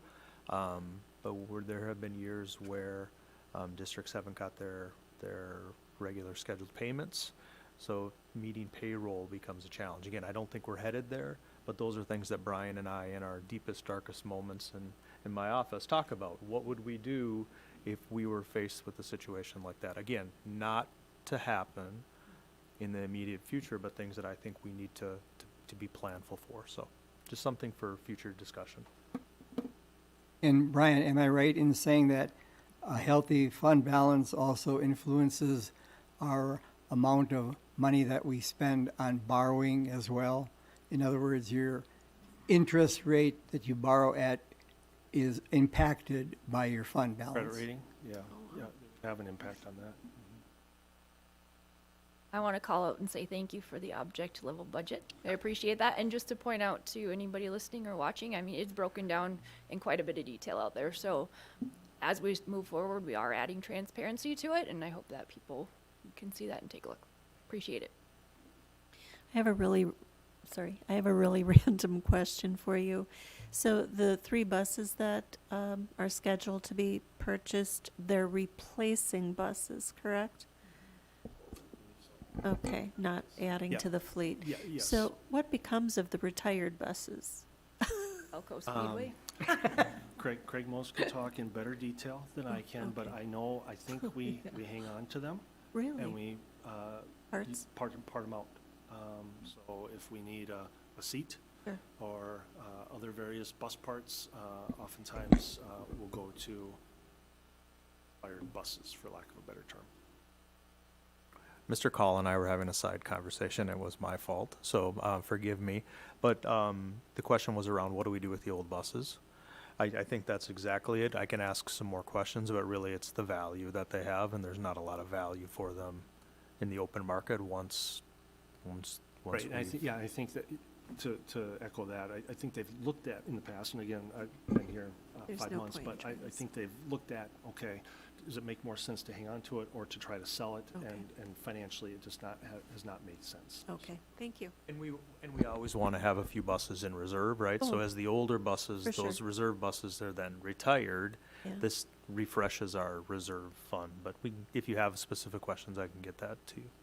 Okay, thank you. And so I had 2 questions. One, looking at the driver's ed cars, it's my understanding that all of our driver's ed program is community ed revenue. Is that a correct understanding? I believe so. Mm-hmm. And so normally I'm used to in an accounting world, the person the group or the line item that gets the revenue would also have the expenses on their side of the books to show, the expenses of running that program. So what is the reason for putting the vehicles in the general fund budget rather than in the community ed budget to reflect what it costs to run driver's ed? I think just the feasibility of where we're at with our 04 fund, we would have to, if we went over in the 04 fund, we would have to look at subsidizing it potentially from the general fund.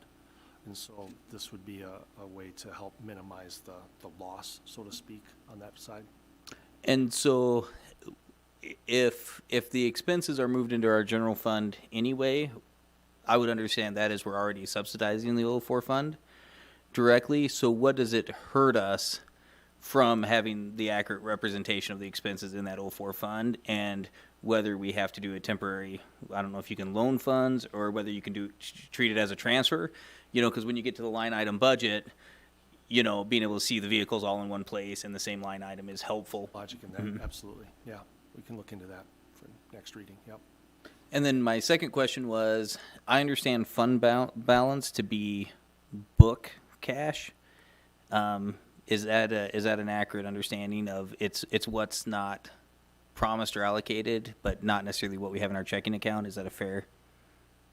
You're differentiating between cash on hand and the fund balance. Yeah, so I'm trying to understand, because I think most of the time it looks like we have more cash on hand than we have fund balance, I think, but I don't know definitively. Right, so part of that would be looking at, if you're looking at cash on hand at a point in time right now, we're also projecting the expenses that we're going to pay for the rest of the year till the end of the fiscal year. So that's going to go down as we get closer to the end of the fiscal year. Yeah, and I guess that was going to be my second question, because if I understand it, we get most of our money in lump payments, right, from the county, Yeah, as well as from the state. Is that? State is more monthly. Oh, so they are distributing monthly. Okay. Perfect. Thank you. Any other questions for Brian? Thank you for your hard work. It's very impressive. Thank you. Very good. Thank you, Brian. Next, we'll go on to item 10.3, first reading of policies.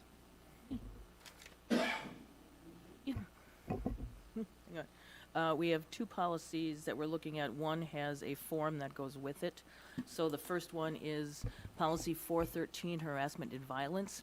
The purpose of this policy is to maintain a learning and working environment free from harassment and violence on the basis of race, color, creed, religion, national origin, sex, age, marital status, familial status, status with regard to public assistance, sexual orientation, or disability, which is what the state calls protected classes. And 413 Form A is the form that goes with that if somebody wants to make a claim against it. This is labeled as a mandatory policy. Questions or comments, Dan?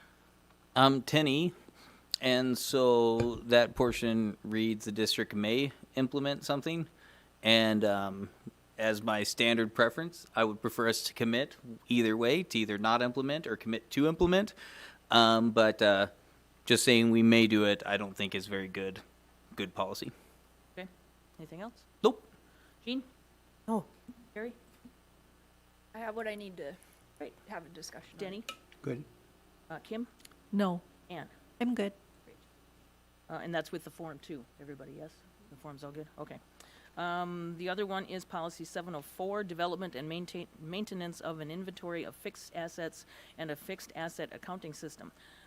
This is labeled as legislative. The purpose of this policy is to provide for the development and maintenance of an inventory of the fixed assets of the school district and the establishment of maintenance of a fixed asset accounting system.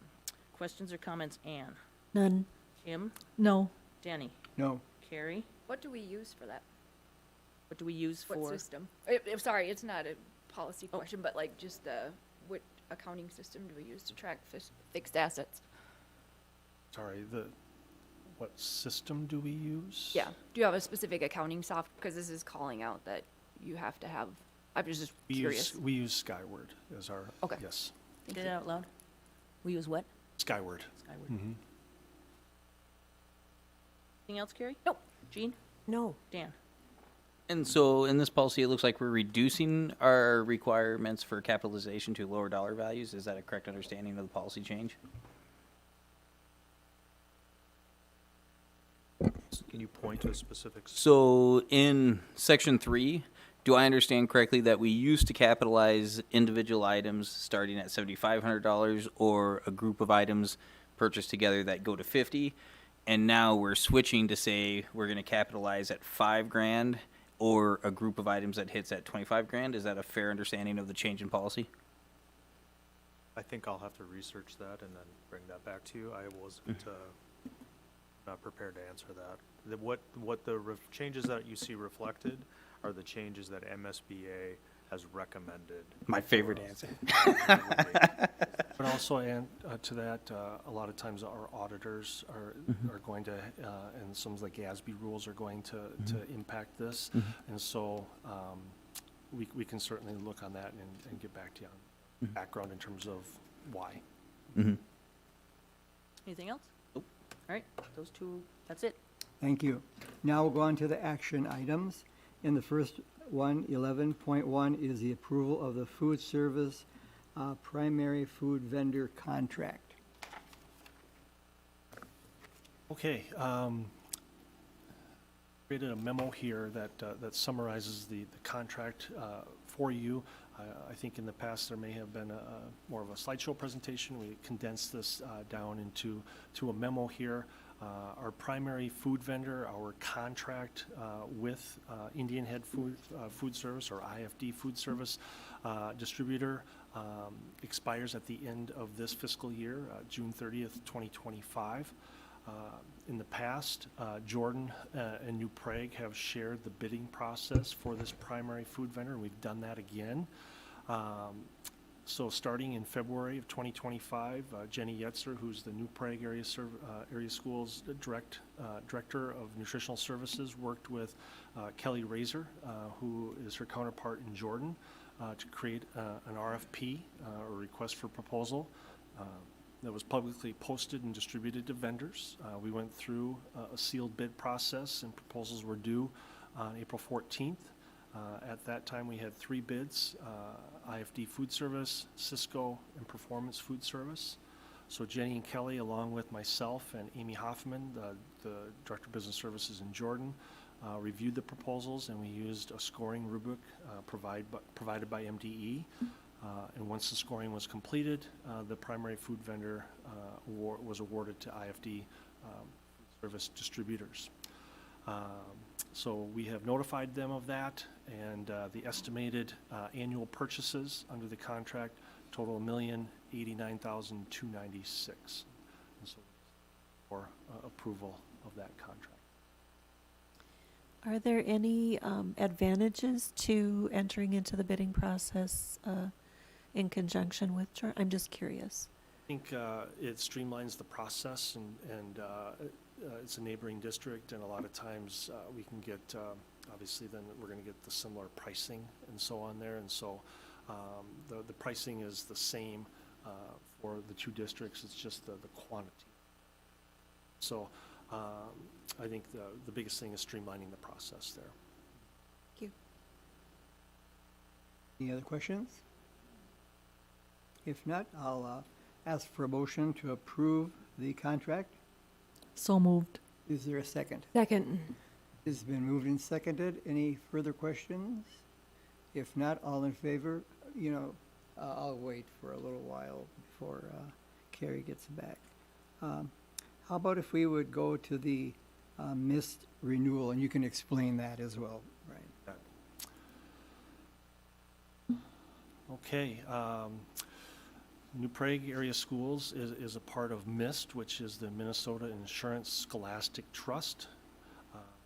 7 school districts came together to form MIST in 2013 to self-insure smaller claims and then to procure insurance for larger claims. And now the group has grown to 28 members across the state.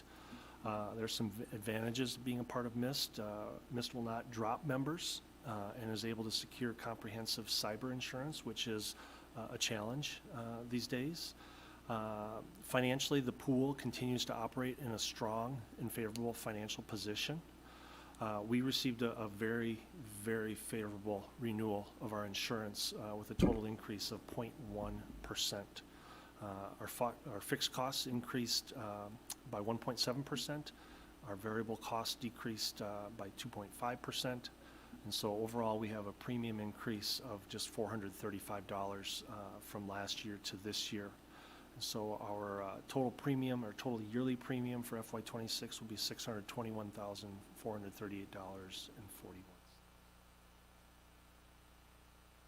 I'd just like to speak to this. It's been a number of years ago since we did the missed grouping, and it's been a really good thing for our district and the other member districts as far as keeping our costs down and sharing this program together. So it's great. Any further questions? Well, let's do that 11-2 first then. Approval of the missed renewal. Do I have a motion to approve? So moved. Is there a second? Second. It's been moved and seconded. Are there any questions concerning the missed renewal? If not, all in favor signify by saying aye. Aye. Opposed? Item passes. Okay, now we'll go back up to 11.1, and that's the approval of the food service primary vendor contract. Do you have any questions about No. that? Okay.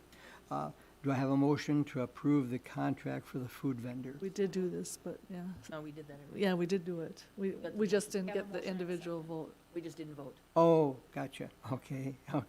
All in favor signify by saying aye. Aye. Opposed? Item passes.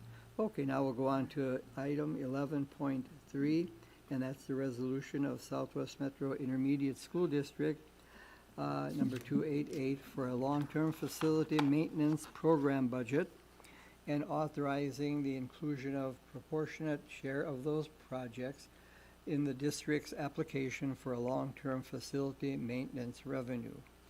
I'll have you read that, please, Dan. Pursuant to due call and notice thereof, school board meeting of school district number 721, state of Minnesota, was held May 27, 2025 at 6 p.m.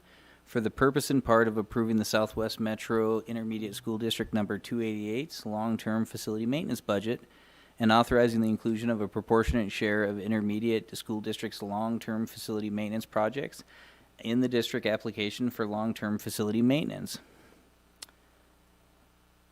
Are there any questions about the resolution? Okay.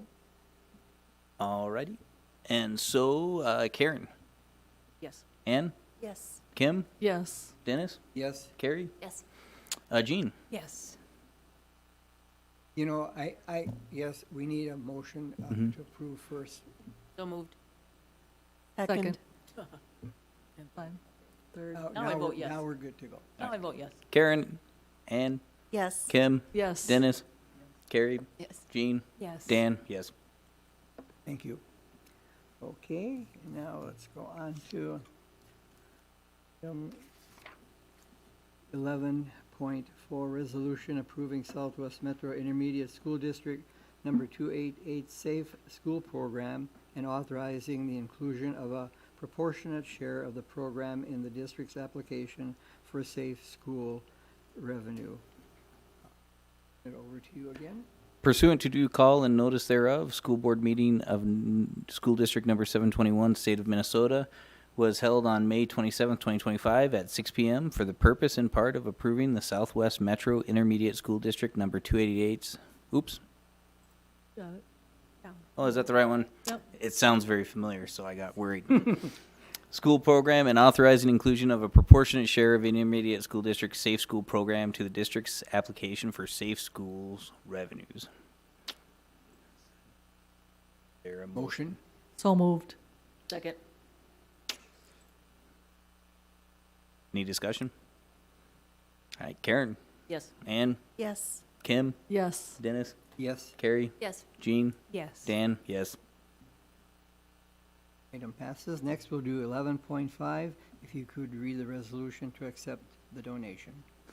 Whereas the New Prague Area Schools Board of Education has established a policy concerning the acceptance of gifts to the school district, and whereas the policy states that the school board may receive for the benefit of the school district bequests, donations, grants, and gifts, or of gifts for any proper purpose, and that the school board shall have the sole authority to determine whether any gift with a value of $1,000 or more, or any precondition, condition, or limitation on use included in the proposed gift with a value of $1,000 or more furthers the interests of or benefits the school district, and whether it should be accepted or rejected. And whereas the school board may accept the gift valued at $1,000 or more only by adoption of a resolution by 2/3 of its members, and whereas Fox 9 wishes to donate $1,000 to Kim Hoppert's Eagle View Elementary Classroom for winning their top 10 teacher award, now therefore be it resolved that the New Prague Area Schools Board of Education shall accept the donation under no condition. Is there a motion? So moved. Second? Second. Discussion? This is great. Yep. I just want to say Kim Hoppert must be fabulous. She is. Good. Well, awesome. Karen? Yes. Ann? Yes. Kim? Yes. Dennis? Yes. Carrie? Yes. Jean? Yes. Dan? Yes. And the final resolution is one for membership in the Minnesota State High School League. All right.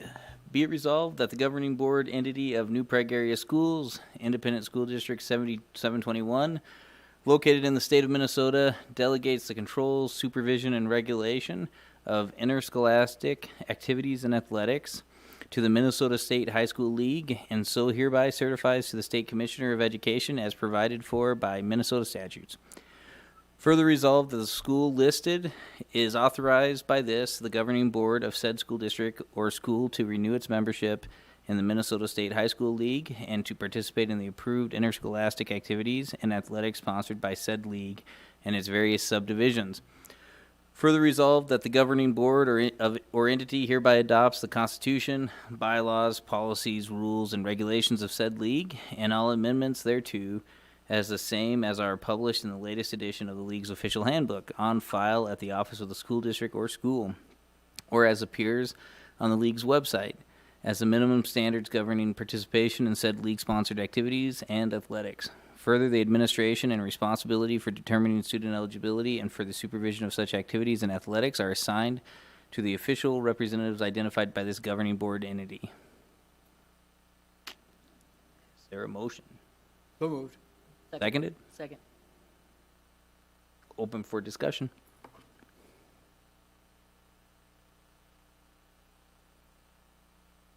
The Minnesota High School League has some bad policies, and I think we should always send them a letter with our displeasure with them every single time we renew.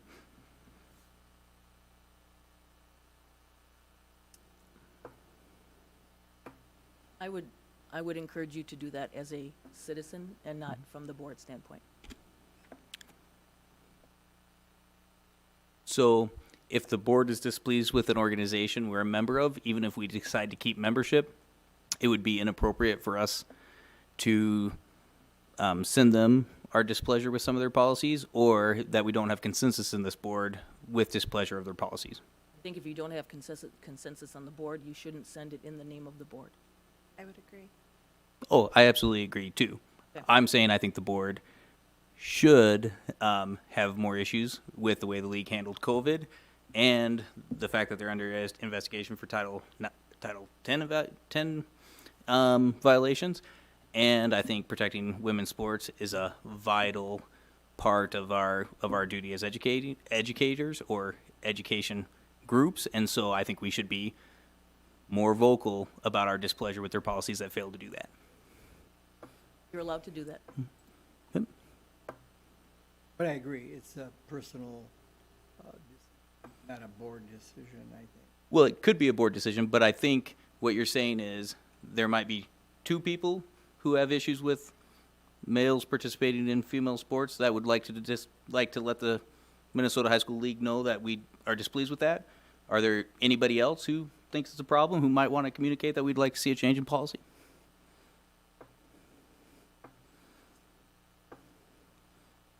You're referring to transgender students? Yeah, Males. male participation in female sports.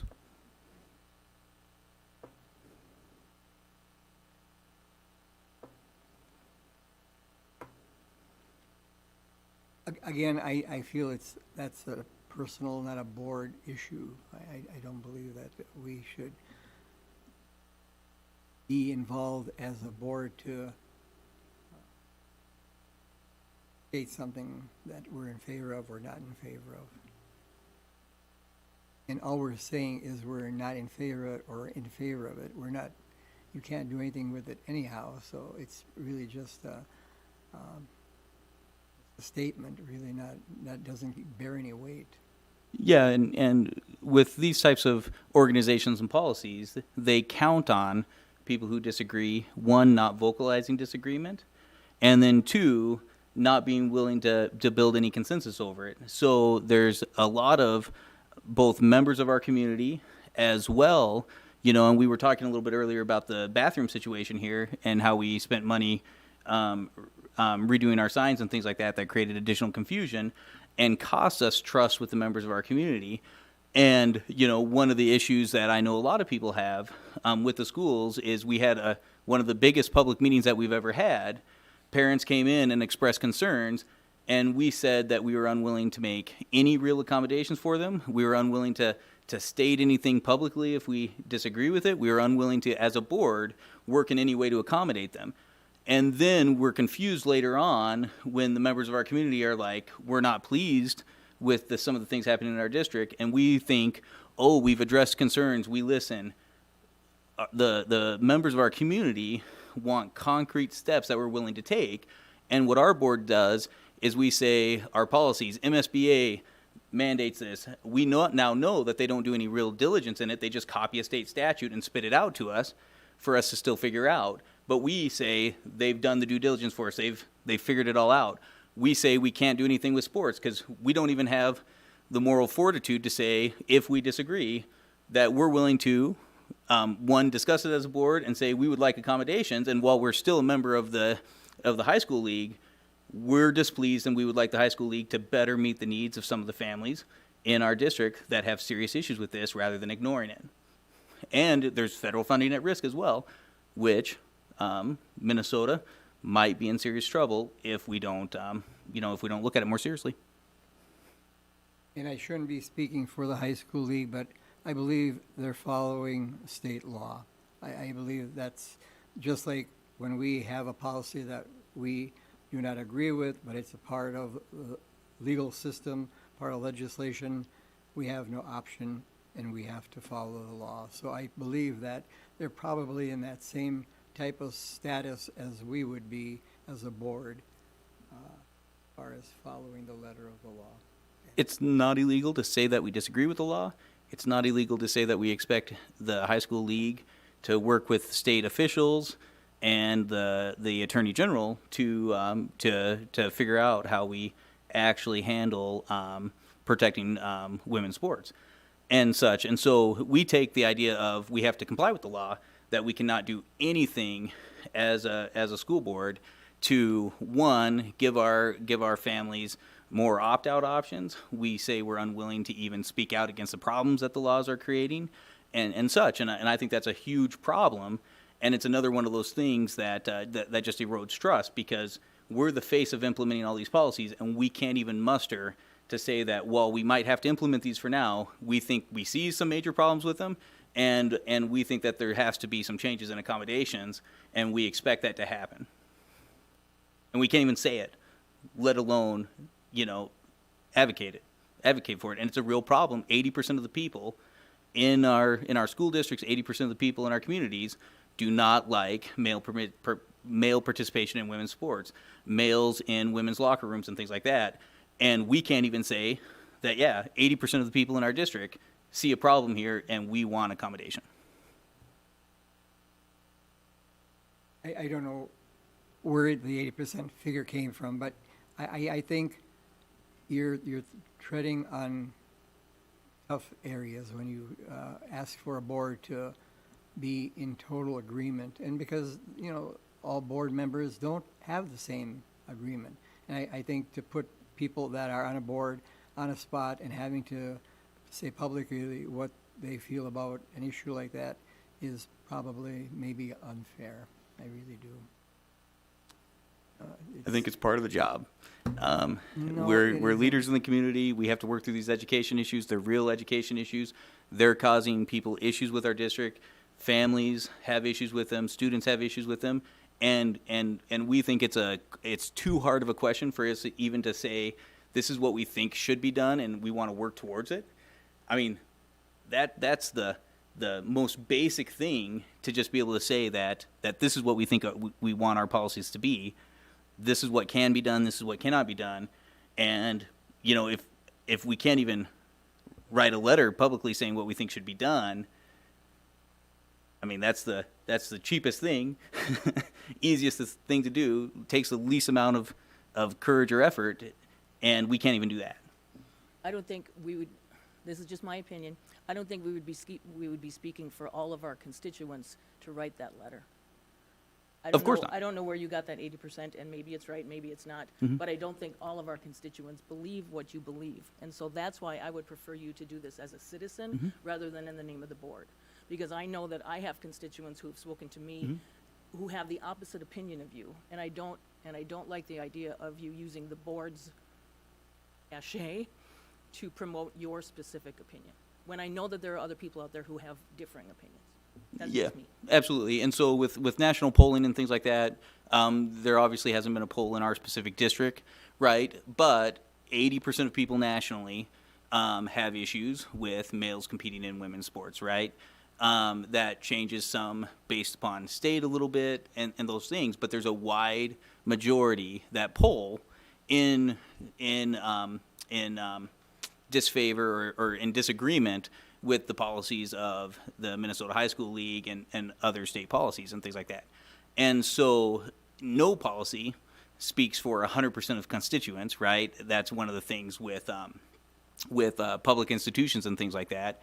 But an organization at their own risk, and democratic organizations at their own risk, ignoring the will of the people wholesale without willing to even discuss it, without even willing to publicly weigh the pros and cons, without willing to have any public accommodations, and then hiding our policy in the background, I think that's a really good way to lose legitimacy as a democratic organization if we can't even talk about it honestly and openly and come to some consensus of this is how we think it should be managed. Because, one of my big things is we're in a community that has significantly more different values, standards, and things like that than we used to be, and figuring out how to allow our district to accommodate such wide, varied beliefs and things like that in a way that can be respectful to all and allow us still to operate together, I think is a fundamental challenge of education.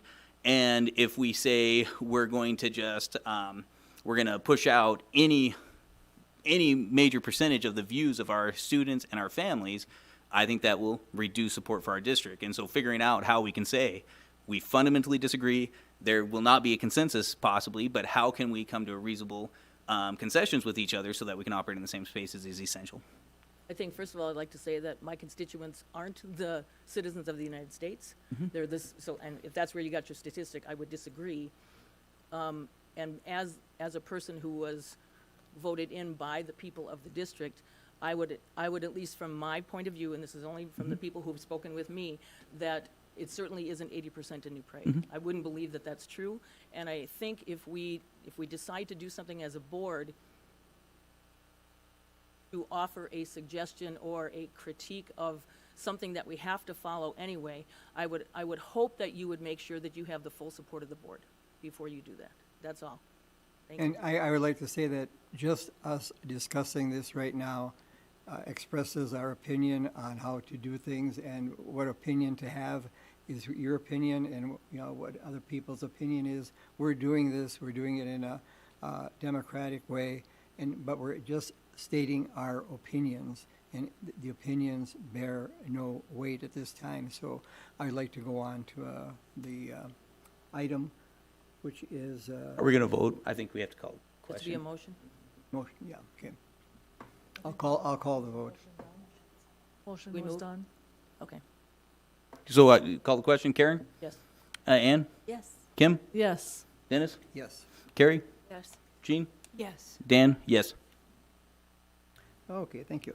Now on to item 11.7, and that was the item that was removed from the consent agenda, which is the policy for 516, student medication and telehealth. And what I'm going to do is I'm going to ask for a motion to approve this, and then we'll have a chance to talk, if we'd like to, about yes or no. But right now, I'd like to entertain a motion to approve the policy 516, student medication and telehealth. So moved. For a second, Second. is there any discussion? Yeah, we actually had met with legal counsel on this one, just to go through it because of all the exclusions and things, and this is the feedback we got about that stuff. The exclusion language in this policy is derived from Minnesota law, specifically Minnesota statute, section 121A.22. The law requires these specific exclusions from the district's policy and procedures. Thus, even if the district removes the language from its policy, the district still must uphold these exclusions for its students. If we're trying to be transparent in what we do, we should make sure our policies match our practice.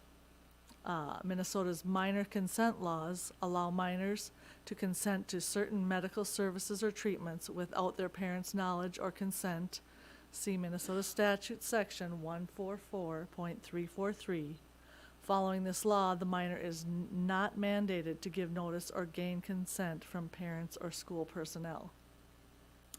The exclusion in subparagraph H excludes medication provided or administered by a public health agency to prevent or control an illness or a disease outbreak as provided under Minnesota law, as provided for in Minnesota statute section 144.05 and 144.12. Typically, the only individuals allowed to administer medication to students at school are a licensed school nurse or other district staff member who has been trained by the LSN, see section number 2 of policy 516.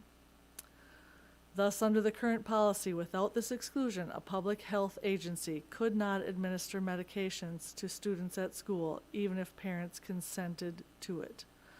Thus, a public health agency could not come into the district schools and vaccinate students without parents' consent, but this subsection gives schools the option of doing it with parent consent. And then, what is it? Section, under I, 1, 2, 3, where there was the school nurse, with the school nurse, without the school nurse. We have decided, or we're able to remove the part without the first paragraph, without the school nurse, because we have a school nurse in every building. So we would be able to remove that piece. Up to the comma. Yeah, up to the, there's no real, That's helpful, thank no you. ABC on that part, so that's, yeah. And that last, I just want to add something, if that's okay. That last part with the removal of that paragraph, we actually went to the district health services director and They were part of our meeting. Amy Walsberger, Director of Student Services, and Lindsay Pape, Director of Health Services, participated in that meeting with us to make sure that we had clarification about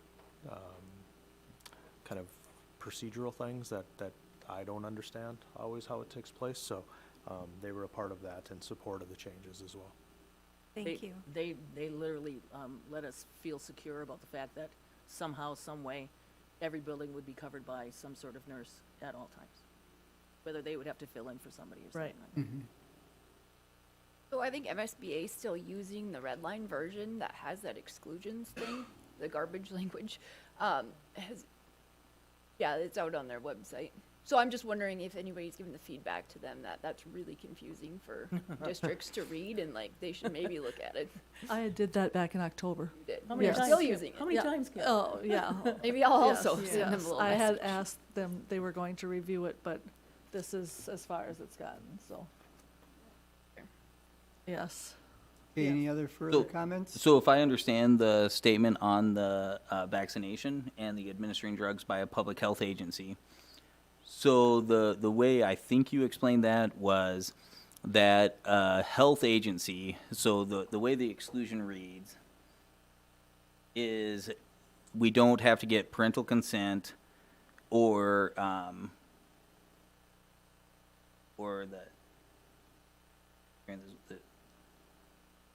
will admit, or the school district's licensed school nurse, trained health clerk or principal, or a teacher will administer the medication. So that's a general statement of policy, is that it has to be by permission or administered by the licensed nurse, right? And then in the exclusions, it says that the licensed nurse requirement nor the parental notification requirement is in effect if it's provided or administered by a public health agency to prevent or control an illness or disease outbreak as provided under Minnesota law. And so you're saying that legal's explanation of that is that only school nurses can administer drugs in schools, and therefore this exclusion of the requirement for a school nurse to administer the drugs doesn't apply in the way it reads in this policy and the law? The way I read it, the way I read the policy and the information we got from our legal counsel, I think the way it was explained is that, let's say we, in an emergency, in a horrible emergency, we decide that we want to give some sort of vaccination to the kids in school by parent consent. Yes, you can come in and take it, or no, you don't have to, da-da-da-da-da. If we don't leave this in there, we can't do that. We can't offer anything, whether it's parent consent or not. We can't do that. And so, go ahead, Andy. If I may just clarify, I think the question is around parent consent. Nothing would be administered without parent Right. consent. So are we up to modifying that language of the exclusion, is that if it's provided and administered by a public health agency and we have parental consent, it can be administered for those purposes? That's up to the board to discuss. Again, I would go back to whether we like it or not, and trust me, the policy committee has talked about this quite a bit.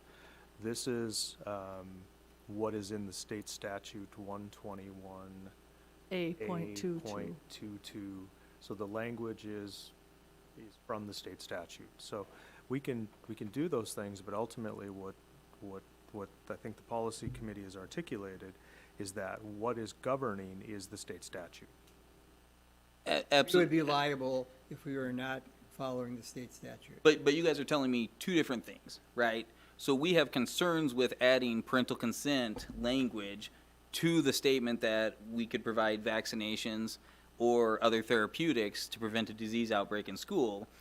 I'm being told we're guaranteed, we're required by law to do it through parental consent, but we're uncomfortable with including a statement that it requires parental consent in our policy.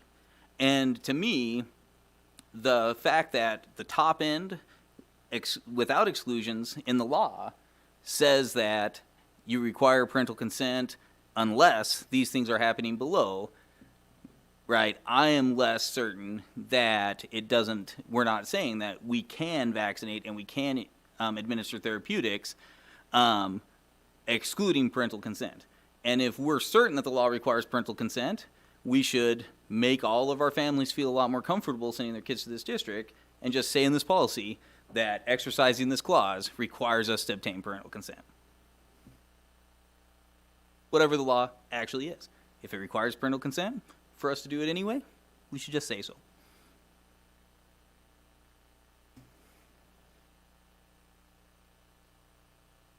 Any further questions or comments? No. Not, I'll call the question. All in favor, Like- signify. Just one overriding statement. Like, we're about ready to go ask for a ton of money, and we can't even, we claim we require parental consent, we claim the law requires us to do parental consent before we do this, and we can't even articulate that. And we say, trust us, trust us, trust us. Right? It can't be both.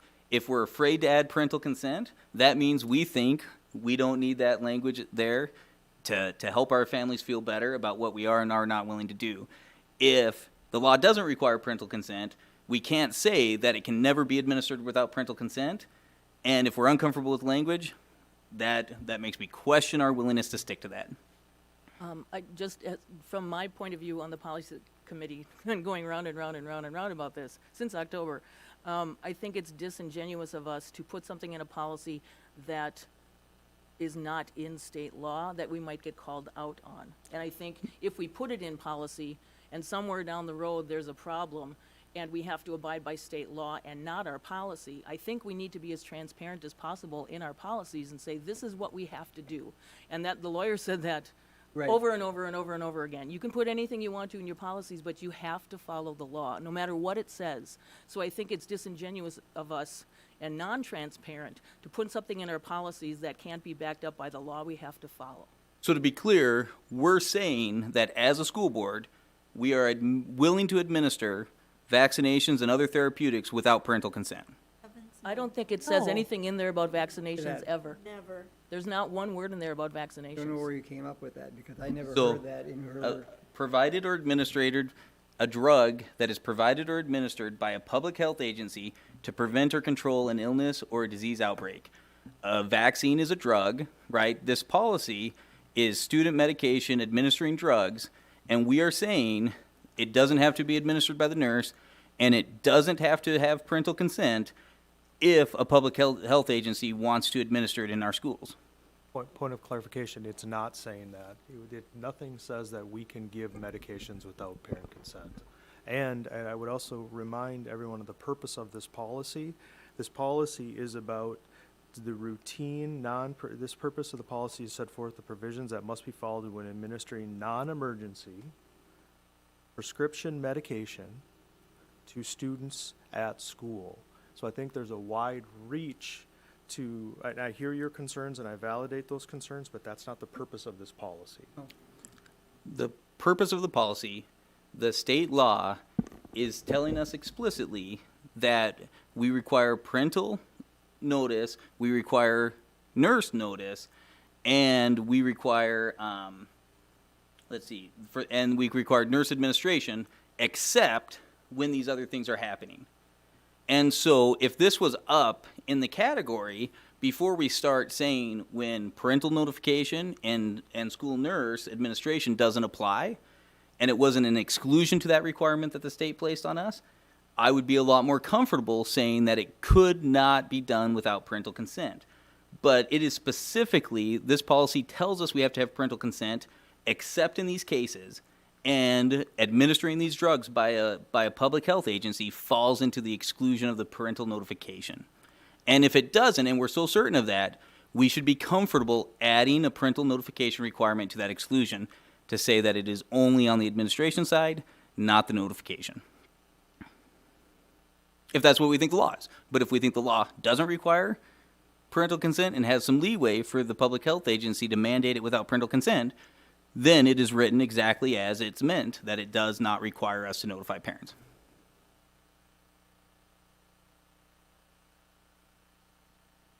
Okay, I'm going to call the question. All in favor of the policy as written, signify by saying aye. Aye. Aye.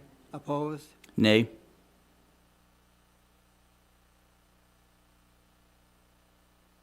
You have the number of votes, Jill? I believe it was 5-2, correct? That's correct.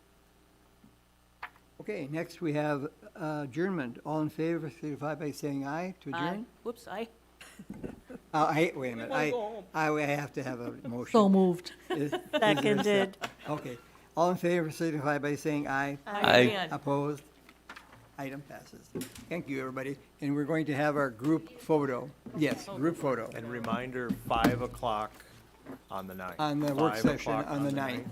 John, did you hear that? 5 o'clock on the 9th? 5 o'clock on the 9th. We'll publicize it, but I want to give you the advance notice.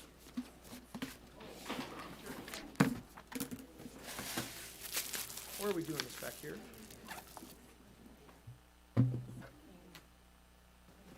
Yes, do you want his name?